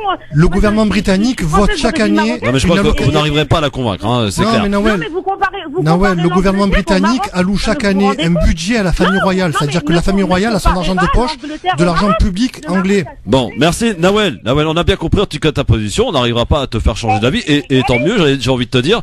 Vous avez en tout cas chacun apporté vos arguments. Merci beaucoup en tout cas, Nawel, et bon week-end du côté d'Orléans. Voilà, tout à fait. Merci, Nawel. On a Sarah qui souhaite par rapport au mariage mixte. Bonsoir, Sarah. Oui, bonsoir. Bonsoir, Sarah. Vous nous appelez d'où? De la 86. D'accord, très bien, on vous écoute. Alors le mariage mixte, est-ce que c'est bien, ça marche ou pas? Blonde ou brune d'abord, blonde ou brune? Pour moi personnellement, parce que moi je parle par rapport à mon expérience, ça marche. Bien sûr. Moi je pense la chose la plus importante, c'est le respect déjà. Exactement. C'est quel type de mixité, Sarah? Peu importe de quelle origine la personne est, vous respectez votre mari ou vous respectez votre femme. Après les origines différentes, ça fait du plus, c'est du bénéfique pour le mari ou la femme, ou pour les enfants, ou pour le foyer qu'on construit. Et moi, étant mariée avec une personne du Maghreb, ma mère étant française et mon père vient d'Afrique noire, il y a beaucoup de mélange. Wow. Et j'en tire que du positif. Mes enfants, on essaie de les élever avec les deux cultures, avec la religion bien sûr. C'est de la richesse. Mais le respect, c'est la chose la plus importante. Merci Sarah pour ce témoignage. Respectez-vous et aimez-vous. Vos familles, respectez vos belles familles et tout ira bien. Merci Christophe. Merci Sarah, merci beaucoup pour ce témoignage. La mixité, des fois, nous on va loin, on parle de religion, on parle de pays. Des fois, la mixité, c'est juste de faire comprendre à des beaux-parents, un qui habite par exemple à Oran, l'autre qui habite à Arzeux. Des fois, c'est ça la mixité, c'est juste de vivre séparés de 20 km. Moi, dans ma famille, je veux pas sortir d'exemple, mais j'ai un exemple concret. J'ai un musulman qui est marié avec une juive. Et ça se passe très bien. Mais il a le droit. Et ça se passe nickel. Non, mais je veux dire, voilà. Non, mais c'est pas court. On est d'accord. C'est pas courant du tout, oui. C'est même intelligent. Et vous savez d'ailleurs qu'il va y avoir un petit souci. D'ailleurs, ils vont avoir un enfant bientôt. Chez les musulmans, l'enfant, enfin la religion se transmet par l'homme. Et chez le chez les juifs, c'est par la femme. Non, après non, chez les musulmans, la religion se transmet pas par l'homme, non, c'est pas vrai. Non, c'est un choix. Non, c'est ce qu'il voulait dire. C'est surtout chez les juifs, c'est la femme qui transmet la religion. Voilà. Mais chez les musulmans, c'est l'homme, non? Non, pas du tout. Pas de conneries, non, mais je peux arriver de dire des conneries, ça peut arriver, hein. Plein de fois, c'est vrai. En tout cas, chez les juifs, c'est sûr. Voilà. Oui, c'est sûr, mais pas pour les musulmans. Dans un instant, coup de cœur d'Anan Zawani et Libertad. J'espère qu'on aura le temps. Tout de suite. France Maghreb 2. France Maghreb 2. Merci d'être avec nous en direct sur France Maghreb 2. C'est le grand forum avec Anan Zawani et Mourad Goual. Et c'est l'heure, avant de retrouver Libertad dans un instant, du coup de cœur de notre ami Anan Zawani. Jingle. France Maghreb 2. Le coup de cœur. Anan, on t'écoute. Alors, je découvre ce matin deux artistes, on peut les appeler comme ça, Ashraf et Ayoub, donc les deux Laurel et Hardy, de la chronique Parler pour parler. Donc cette chronique, on peut la trouver sur YouTube. C'est des productions en fait qui durent entre 3 à 5 minutes sur des sujets divers. On les mettra sur Christophe Le Grand Forum sur exactement, Facebook. Donc NTM, Tupac. Donc je laisse Morad, Ashraf se présenter puis nous présenter. Bonsoir et bienvenue sur France Maghreb 2. Alors présente-toi un petit peu à nos auditeurs. Je précise qu'on mettra les petites vidéos sympas sur la page Christophe Le Grand Forum, d'accord, pour que les gens puissent aller voir. Il n'y a pas de souci. Déjà, bonsoir à tous. Parler pour parler, c'est des capsules vidéo sur des sujets divers, comme l'a précisé Alain. Et pour l'instant, on en a fait pas mal sur Jul, NTM, comment il s'appelle, DJ Khaled, etc. Là, cet après-midi, je viens d'en tourner encore 5 qui vont arriver incessamment sous peu. Et avec mon collègue Ayoub, on essaie de décrypter un petit peu surtout les thèmes musicaux ou culturels ou sur des thèmes de société. Et on essaie de débattre là-dessus, mais d'une façon très humoristique et à l'instantané en fait. Donc toi, voilà. Ashraf, tu es dans le monde du rap et tu es de Valenciennes. Je suis pas dans le monde du rap, je suis dans le monde culturel. Je suis chef de projet culturel à la base et je suis de Valenciennes, ouais. D'accord. Donc Ashraf, on a juste profité de ce coup de cœur assez rapide pour te faire un petit coucou, en profiter pour poster tes vidéos, notamment la dernière sur Tupac sur les réseaux sociaux et surtout on t'attend à la radio. Ayoub et toi à la radio pour une belle émission. Ce qu'il faut savoir, c'est que Ashraf, au-delà de ces capsules vidéo qui sont vraiment très bien produites, donc je vous invite à y aller, Parler pour parler sur YouTube. C'est un chef de projet qui met en place plein de choses et notamment le festival Jeunes en scène dont il viendra nous parler. En tout cas, on le souhaite très prochainement. À très vite dans les studios, Ashraf. À très vite, à bientôt. Merci à vous. Merci beaucoup. Ciao. Voilà, on va vous partager ça, sur Christophe Le Grand Forum, donc n'hésitez pas.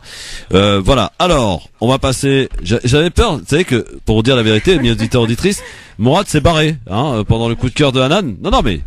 Et je me suis dit tiens, il y a Libertad, il a peur de venir, je sais pas.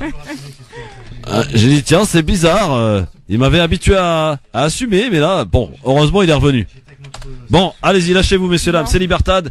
01 40 33 9000 pour nous appeler maintenant. Il y a de quoi commenter aujourd'hui. Bonsoir. Tu as préparé le bip, Christophe. France Maghreb 2, bonsoir, absolument. C'est Youssef de Marseille. Salut Youssef, qu'est-ce qu'il y a? Mourad, il est là ou pas? Il est là, Mourad, ouais. T'as eu ton équipe de Marseille, comment elle va mieux? Grâce à qui? On est deuxième ex-aequo, je crois, non? Ouais, deuxième à égalité avec Lyon. Et avec un petit budget comparé aux milliardaires qataris. Les gens comment champion, vous allez jouer le maintien et tout. Deuxième avec Zeko. Mais on joue le maintien pour la Coupe d'Europe, on a toujours dit ça. Ça va jouer avec Lyon, à mon avis. Je pense qu'ils vont être devant nous, ils sont plus forts. J'aime bien parce que ça parle des Qataris, mais ils en oublient que l'investisseur principal de l'OM c'est les Américains aujourd'hui. Mais bon, ceci étant. Merci Youssef. Salut. Ciao. 01 40 33 9000. Bah oui, non, mais si tu veux jouer à ce jeu-là, y a pas de problème, Morad. Ouais, je rigole pas de la nationalité, non, mais c'est le montant qui interpelle. Les montants, oui, mais les Américains ont pas mal d'argent aussi. En l'occurrence, votre patron à Marseille, voilà. France Maghreb 2, bonsoir. Miaou. Salut. C'est le chat? Voilà, il est jamais couché celui-là, surtout à cette heure-ci. C'est Elisha. Voilà. 01 40 33 9000 pour de l'intelligence, on en veut. En tout cas, on est preneur. 01 40 33 9000, c'est maintenant Libertad jusque quelques minutes qui nous restent bien sûr dans cette émission. 01 40 33 9000, d'où que vous soyez, de Marseille par exemple. Allô, bonsoir. 40 33 9000. Allô. Il a la radio allumée. Oui, bonsoir, prénom et ville d'appel. Bonsoir, Leïla de Blois. Bonsoir Leïla de Blois, on vous écoute, chère Leïla. Je voulais intervenir pour défendre notre roi du Maroc. On l'a vu changer le Maroc, on l'a vu s'embellir. Il faut parler aux Marocains qui y habitent. Il y a du travail, il y a encore beaucoup de choses à faire. Mais donc je conclurai avec Allah al-Watan el-Malik. Merci Leïla. Voilà. 01 40 33 9000 pour nous appeler, bien sûr. Alors il y a juste une chose qu'il faut que vous compreniez, chers amis auditeurs, c'est pas parce que on parle d'un aspect précis, et en l'occurrence Hanan pointait du doigt le fait de ces entreprises privées, de l'argent, que on est anti-roi ou anti-Mohamed VI. Oui. Enfin voilà, bon après chacun son nationalisme lui appartient, j'ai envie de dire. Pas écouter le fond. Allez le réécouter sur Facebook, il y est. On parle d'économie en fait. France Maghreb 2, bonsoir. Oui, bonsoir. Bonsoir, prénom et ville d'appel. Les Yvelines. Oui, et le prénom? Khalid. Khalid, on t'écoute, qu'est-ce qui se passe? Bah, qu'est-ce qui se passe? Il y a des choses, ça va pas, quoi. Déjà, j'entends la dame parler qui dit qu'elle est mariée et que son mari s'est reconverti. Déjà d'une, il s'est converti, il se reconvertit pas. Et de deux, quand j'entends dans votre radio qu'il y a plusieurs, plusieurs religions, en fin de compte, il ne existe qu'une seule, vu qu'il n'y a qu'une seule divinité. Je il comprends. peut pas y avoir plusieurs religions. Khalid, que t'as entendu. Remets les choses dans leur contexte. Khalid, s'il te plaît. Remets les choses dans leur contexte. C'est-à-dire que t'as entendu quoi exactement qui t'a choqué? Vas-y. Ben, j'ai entendu quand on parle de judaïsme, religion judaïsme, christianisme, religion musulmane. Il y a toujours existé une seule religion. Oui, mais ça, non, mais mon ami, attends. C'est une interprétation. Ça, c'est ton interprétation, d'accord? Il y a d'autres religions qui s'appellent les juifs, il y a les chrétiens, il y a les musulmans, d'accord? Tu peux pas dire qu'il y en a qu'une seule et unique. S'il n'y a qu'une seule divinité. Oui, on est d'accord. Non, mais d'accord, mais c'est ton débat de fond, pas sur les mots. C'est un débat de fond. Khalid, ça c'est un débat, qui nécessite un peu plus de discussion. On est d'accord sur le fond, mais c'est un débat qui va bien plus loin qu'un simple appel à la radio, quoi. Ouais. À bientôt. Ouais, mais si on reprend Ibrahim, Moïse, tout ça, fallait suivre. À chaque fois qu'on les connaît, fallait suivre tous les derniers des prophètes. Il a toujours existé un seul Dieu, une seule divinité. Khalid, ça change pas au problème. Chaque divinité se répartit avec sa propre création. Ouais. Alors on est toujours là. Ouais. Pas tout le monde est musulman. Ça c'est un débat dans lequel je n'ai pas envie de rentrer parce que moi j'ai pas les connaissances. Si tu le permets, il y a Samir Abstam qui sera là tout à l'heure. Tu pourras l'appeler pour ce faire. Salut Khalid. Ciao mon ami. 01 40 33 9000. Un petit dernier, une petite dernière. Voilà, c'est vrai qu'il y a des sujets très complexes, on peut pas régler en 2 minutes, hein. C'est Libertad. Alors on parle de plus rien, quoi. On se tait. Non, mais d'accord, non mais bon, tout de suite dans l'excès. Voilà, dans l'excès. France Maghreb 2, bonsoir. Allô? Allô? Allô? Une fois, deux fois, y a personne? Salut. 01 40 33 9000 pour la dernière ou le dernier avant de partir en week-end. La semaine prochaine, évidemment, on sera de retour dès lundi 16h avec Anan Zamani, d'ailleurs, qui sera là lundi. Exactement, voilà. France Maghreb 2, bonsoir, y a quelqu'un ou pas? Allô? Ah, t'as un problème. Allô, bonsoir, prénom? Oui, bah, c'est Rachid de Metz. Qu'est-ce qu'il y a, Rachid? Bah, moi, je voulais parler surtout sur le roi, là, par rapport à ce qu'il a en France. Oui, qu'est-ce qu'il y a? Bah apparemment il aurait un château, je sais pas où exactement. Oui, il a un château, oui. Et apparemment il investirait très bien dans le village, alors qu'il y en a certains au Maroc, ils pourraient investir un peu plus pour les jeunes. Je serais tenté de dire que t'as raison. C'est vrai que le village est bien content que le roi Mohamed VI ait un château, puisqu'apparemment il donne pas mal d'argent pour que ça se passe plutôt bien dans le village, d'après ce qu'on en sait. Bah, il a rénové l'école, il a rénové la supérette, il donne de l'argent pour que les rues et tout ce qui s'ensuit dans le village, que ce soit les lampadaires, l'électricité. Il a même payé à un moment donné dans le reportage, soi-disant qu'il payait les impôts même pour les gens du village. Alors qu'il y a pas mal de Marocains qui sont présentés à l'entrée du village et qui n'ont même pas pu approcher. Ouais, mais tu sais, c'est pas mieux ailleurs. Hein. Ouais, mais permets-moi d'en douter mais moi, quand je vois au Maroc qu'on donne pas ce qu'il faut pour les jeunes gamins ou qui présentent dans les écoles, qu'il faut que ce soit des associations de France qui ramènent des cahiers, des stylos pour qu'ils puissent faire leurs études. C'est pas normal, je trouve que c'est pas normal.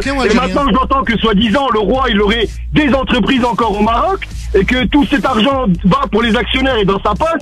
Bah alors là je comprends plus rien. C'est quoi? C'est nous les Marocains de France qui fait vivre le Maroc. T'es marocain, t'es quoi toi? Allô? Oui. T'es de quelle origine? Je suis marocain. Voilà. Merci Rachid. De rien. Salut. Bonne soirée à vous. Merci. Bon, bah en tout cas, on voit que ça passionne à chaque fois. Hein. C'est vrai que le nationalisme, on le décrit beaucoup chez les Algériens. Ben ils sont pas les seuls. Voilà. Non, mais vous aussi, les Marocains, vous êtes des nationalistes. Non, il y a le nationalisme et le royalisme. C'est deux choses différentes. Oui, mais on peut pas critiquer un pays. Vous savez, quand on aime, quand on critique un pays ou quelqu'un, c'est parce qu'on l'aime. Non, les Marocains. Donc Mourad, tu m'énerves parfois, mais c'est parce que je t'aime bien. Les Marocains sont attachés à leur roi de manière viscérale. Nous, on est attachés, les Algériens, on est attachés à l'Algérie de manière viscérale. Oui. Moi, demain, Bouteflika, il est plus là, je m'en tape. Les Marocains, demain, Mohamed VI n'est plus là, ils perdent quelqu'un de leur famille. C'est viscéral, cette relation. Certains, oui, d'accord. Tout à fait. Merci, Anan. Bah merci à vous. C'est passé à une vitesse de ouf. Émission, bah ouais, c'était hyper sympa. Ouais. On a bien débattu avec. Bon, merci Morad. Cool. On n'a pas débattu, j'ai été battu avec les deux là, Christophe et Hanan. Ça y est, il fait sa pleureuse, voilà, comme d'hab. Le grand bonjour à Marseille. Merci à vous tous sur France Maghreb 2, 18h02. Le rappel de l'actualité, c'est avec Marine Garel pour le flash de 18h. Bonsoir. Bonsoir à tous. Cette catastrophe est un drame et j'ai une pensée particulière pour les familles et les proches des disparus. La déclaration de Florence Parly cet après-midi, la ministre des Armées est dans le Var. Elle s'est rendue sur la base d'où sont partis ce matin 2 hélicoptères de l'armée. Hélicoptères qui sont entrés en collision et 5 personnes qui étaient à bord sont décédées. Le procureur de la République de Marseille s'est exprimé depuis l'école de l'aviation légère de l'armée de terre du Canet des Morts dans le Var. Il s'agissait de pilotes qui étaient expérimentés. Il précise que l'hypothèse d'une collision avec un câble électrique est exclue. En l'état, l'hypothèse de travail est celle d'une collision juste après le décollage. Dans l'actualité également, Tariq Ramadan est présenté à un juge d'instruction cet après-midi, comme le souhaite le parquet. Il pourrait être mis en examen et placé en détention provisoire pour viol. 11 départements sont toujours placés en alerte orange aux crues inondations. La crue de la Seine qui provoque de nouveaux débordements autour de Rouen. Des foyers sont privés d'électricité. Une amélioration est attendue en fin de semaine ou en début de semaine prochaine avec la baisse des coefficients de marée. Le RERC reste fermé jusqu'au 10 février. Par ailleurs, la Marne est passée ce matin au-dessus d'un mur anti-crue à Gournay-sur-Marne en Seine-Saint-Denis. Naufrage en Méditerranée, au moins 90 migrants, essentiellement des Pakistanais, pourraient avoir péri. Leur bateau a coulé au large de la côte libyenne. Seules 3 personnes auraient survécu. Depuis 2003, 16 000 personnes ont perdu la vie dans ces conditions.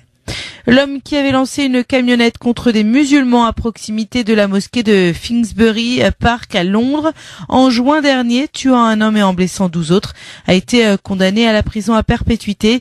Sa peine a été assortie d'une période de sûreté de 43 ans. Tennis, les Pays-Bas se sont imposés face à la France au premier tour de la Coupe Davis. Ça débute mal pour les Français. Manarino a été battu par Timo de Becker.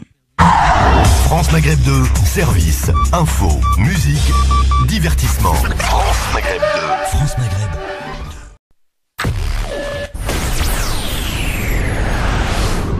France Maghreb 2, France Maghreb 2.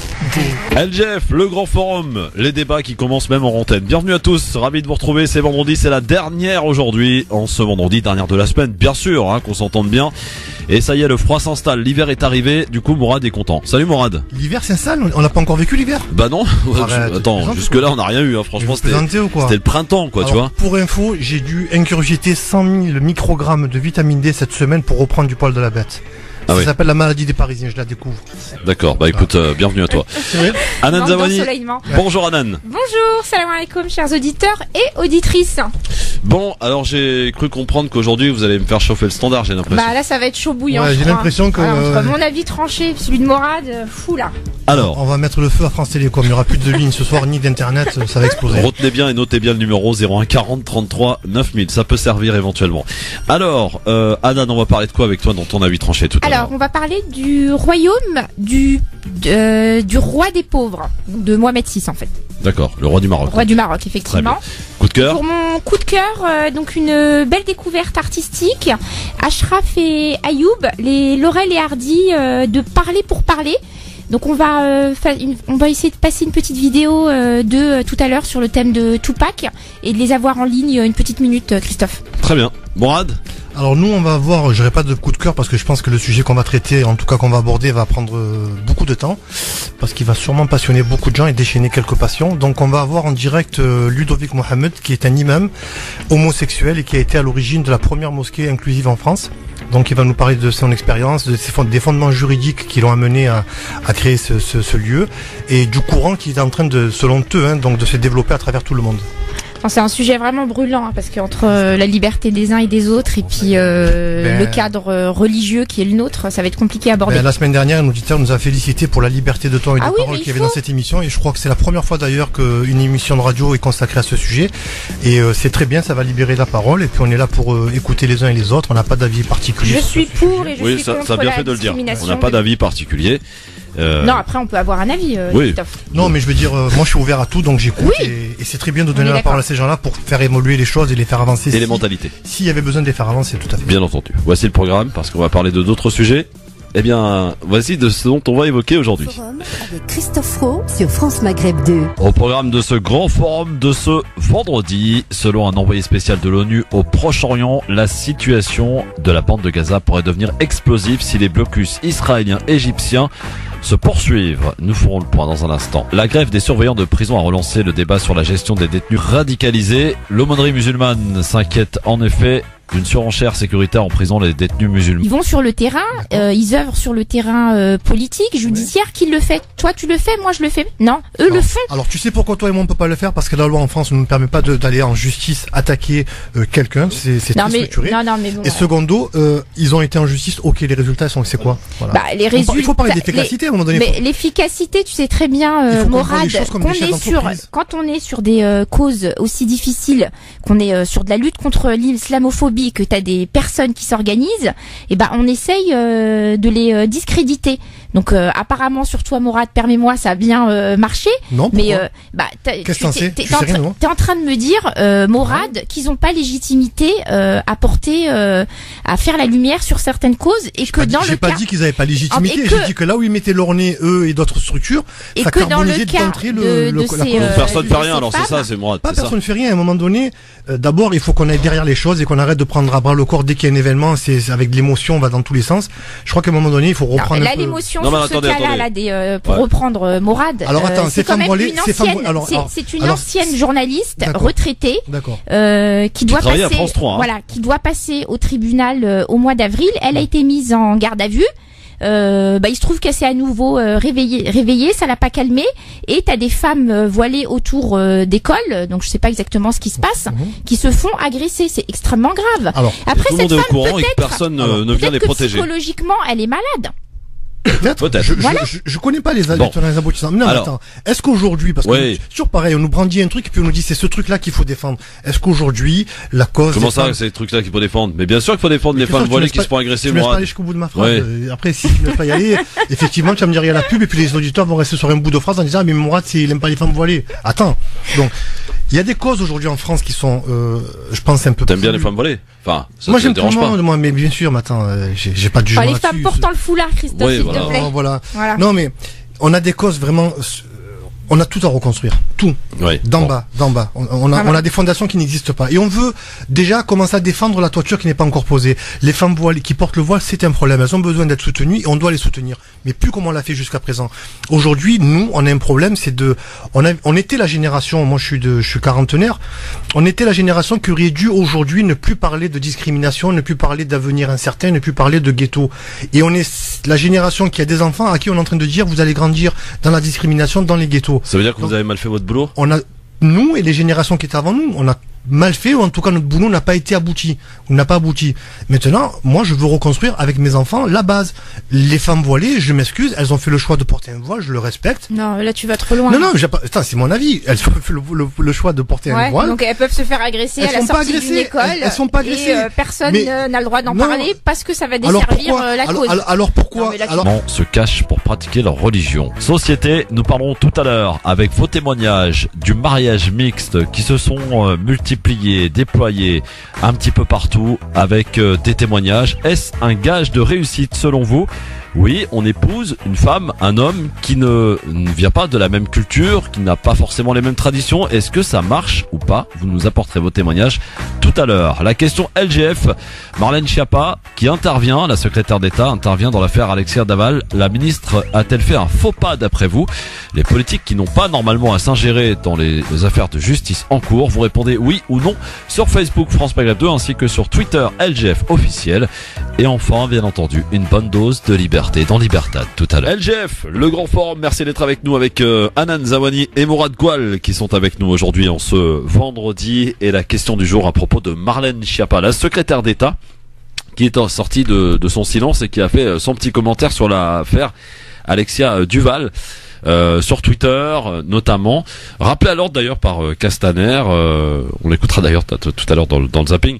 Est-ce qu'elle a commis un faux pas selon vous, la secrétaire d'État Marlène Schiappa, qui, on le rappelle quand même, les ministres ou les membres du gouvernement ne doivent pas donner leur avis, surtout quand il s'agit d'une affaire en cours. Alors je vais te surprendre, pour moi, lui qui a commis une erreur, c'est Castaner. Pourquoi? Parce que Castaner n'est plus porte-parole du gouvernement, et il n'avait pas à reprendre une ministre en public comme il a fait. Il est le patron de En Marche, et un gouvernement n'appartient pas à un parti politique, il appartient à son pays. Bien vu. Donc c'est la première grosse erreur. Ouais. Mais sur le fait que Marlène Schiappa s'exprime là-dessus, quand tu vois l'emballement médiatique qu'il y a eu autour de cette affaire, où on nous explique que le criminel est presque pas un criminel parce qu'il faut pas qu'on dise que c'est un criminel, à un moment donné, voilà. Comme on dit à Marseille, à un moment donné, voilà, t'as envie de dire les choses. Ouais. Alors oui ou non, alors, elle a commis un faux pas? Marlène Schiappa, elle intervient énormément sur toutes les questions qui vont toucher à la violence. Et là, il se trouve qu'on est dans une affaire de violence physique qui a entraîné la mort. Réciproque, il parlait. Voilà, donc bon, on va en reparler. Comment ça, parce que là, on va s'énerver. Je finis. Donc Marlène, qui est très engagée donc sur ces sujets-là, elle a l'habitude de réagir. Elle a réagi par rapport à toutes les affaires sur Balance ton port. Donc elle est un petit peu la représentante de cette nouvelle vague, puis de ce programme en fait. Féministe jusqu'au boutiste. Alors je sais pas si elle est jusqu'au boutiste. Moi, j'estime qu'elle était en légitimité de le faire en tant que femme. Après, de par son poste. Son poste, oui, voilà. Donc ça pose un problème. Ça peut poser un problème, oui. Ouais, alors... Mais par contre, ce qu'on lui reproche à elle, on a quand même le premier ministre qui lui met les enfants. Alors pourquoi c'est pas le centre culturel du coin de ces dames où habitent ces dames-là qui s'expriment? Pourquoi c'est jamais les mosquées qui prennent un peu la parole, parce qu'elles ont quand même un pouvoir, les mosquées, les recteurs de mosquées, ils sont en contact des préfets, des policiers, des élus locaux. Pourquoi ces gens-là ils ne prennent jamais la parole et défendent jamais les causes de leur propre non mais ça c'est un autre souci. Là c'est une association de lutte contre l'islamophobie. Ils ont légitimité à porter la lumière sur cette affaire. Alors, ils ont été voir le préfet, le travail il a été fait. Moi par contre, Maura, dans toute sincérité et en toute amitié, je trouve que là ton discours sur Je finis, sur elles ont choisi de porter le foulard et qu'elles l'assument, on l'assume très bien. De me faire dire ce que je n'ai pas dit. Alors peut-être que je me suis trompée, Christophe. Alors on va sortir. Non, c'est un peu ce que t'as dit, Maura. Allez, Hanan et Christophe, le duo, bien sûr. Allez.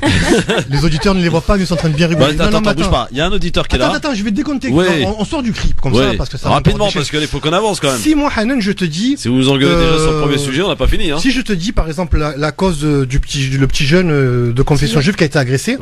Si je te dis, le CRIF est venu défendre ce petit jeune, qu'est-ce que tu vas me répondre, Hanan? Tu vas me dire, si c'est le CRIF, c'est pas la peine, c'est encore un coup monté. On est d'accord? Non, mais le CRIF, c'est pas une association de lutte contre l'antisémitisme. C'est la LICRA, mais la LICRA. Mais tu me dis la LICRA, ça me pose pas de soucis. Mais le CRIF a toujours été derrière.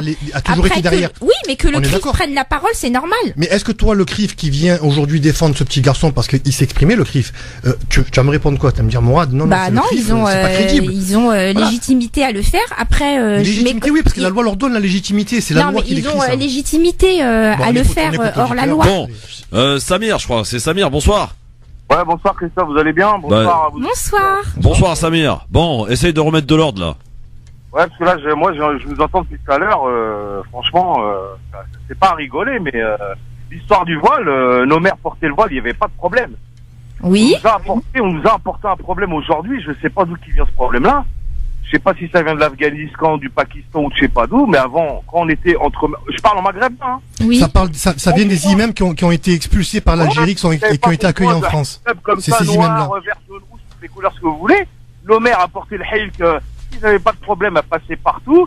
Maintenant, ces femmes, elles veulent imposer des pauvres femmes habillées tout en noir. Alors que ce voile-là, il sert à rien du tout, franchement. Parce qu'il y a même des gens qui sont habillés comme ça, qui ont aucune croyance. Et t'as des gens qui sont habillés normal, ils ont de la plus de croyance que ceux qui... Ouais, mais là, Samir, là, excuse-moi, tu dévis, parce que là, on parle pas... Mais non, on parle pas de celui-là, on parle du... T'es parti pris, là, c'est exprimé. Non, je suis pas parti pris. On parle des femmes qui portent le hijab, d'accord? tout à fait classiquement, tranquillement, sans qu'elles puissent le faire. Elles ont la liberté de le faire et qui se font emmerder parce qu'elles le portent, qui se font agresser. Je rappellerai quand même, messieurs, vous qui aimez bien parler à la place des autres, je vous rappellerai que les principales victimes de l'islam appellent la justice à être intransigeante sur l'affaire du petit garçon de confession juive qui aurait été attaqué à Sarcelles. Parce que juif, voilà. Ah ouais, monsieur Pupponi, il a passé la semaine sur les plateaux télé, lui. Donc voilà, c'est bien lui reprocher, mais à ce moment-là qu'ils aient tous le même comportement. Mais effectivement, il y a une facilité effectivement à porter des jugements. Mais c'est vrai que les politiques en l'occurrence sortent vite du silence quand ça les arrange. Finalement, c'est une condamnation à géométrie variable. Quand il y a par exemple ces agressions dont on évoquait hier à l'antenne de femmes voilées du côté de Perpignan qui sont emmerdées chaque jour qu'ils accompagnent leurs enfants par une femme retraitée qui vient les agresser, les taper, sortir le couteau, les menacer. Là, il n'y a aucun responsable représentant de la République qui sort du silence.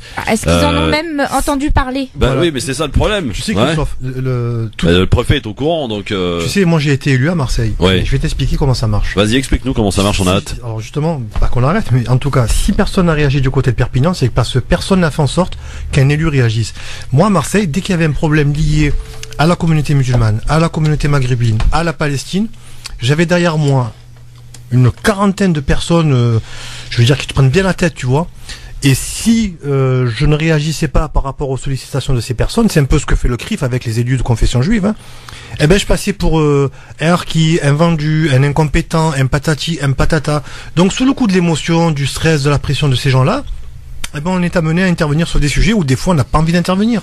Donc moi à Marseille je subissais cette pression, donc je m'exprimais, mais peut-être qu'à Perpignan les gens ne sont pas assez organisés et n'ont pas peut-être les élus de référence pour aller dénoncer un problème ou en tout cas je sais pas s'ils sont assez organisés ou pas, mais il me semble bien que tu as eu en ligne un monsieur hier ou avant-hier. Oui, c'est le représentant du CRI du côté de Perpignan. Voilà. Ouais, mais le CRI à Perpignan il s'est occupé du berger, excuse-moi, non, il s'est occupé d'un berger, vous vous rappelez de cette fameuse histoire. Oui, absolument. Je crois que le CRI a été plus a plus desservi la cause de ce pauvre berger qu'autre chose, quoi.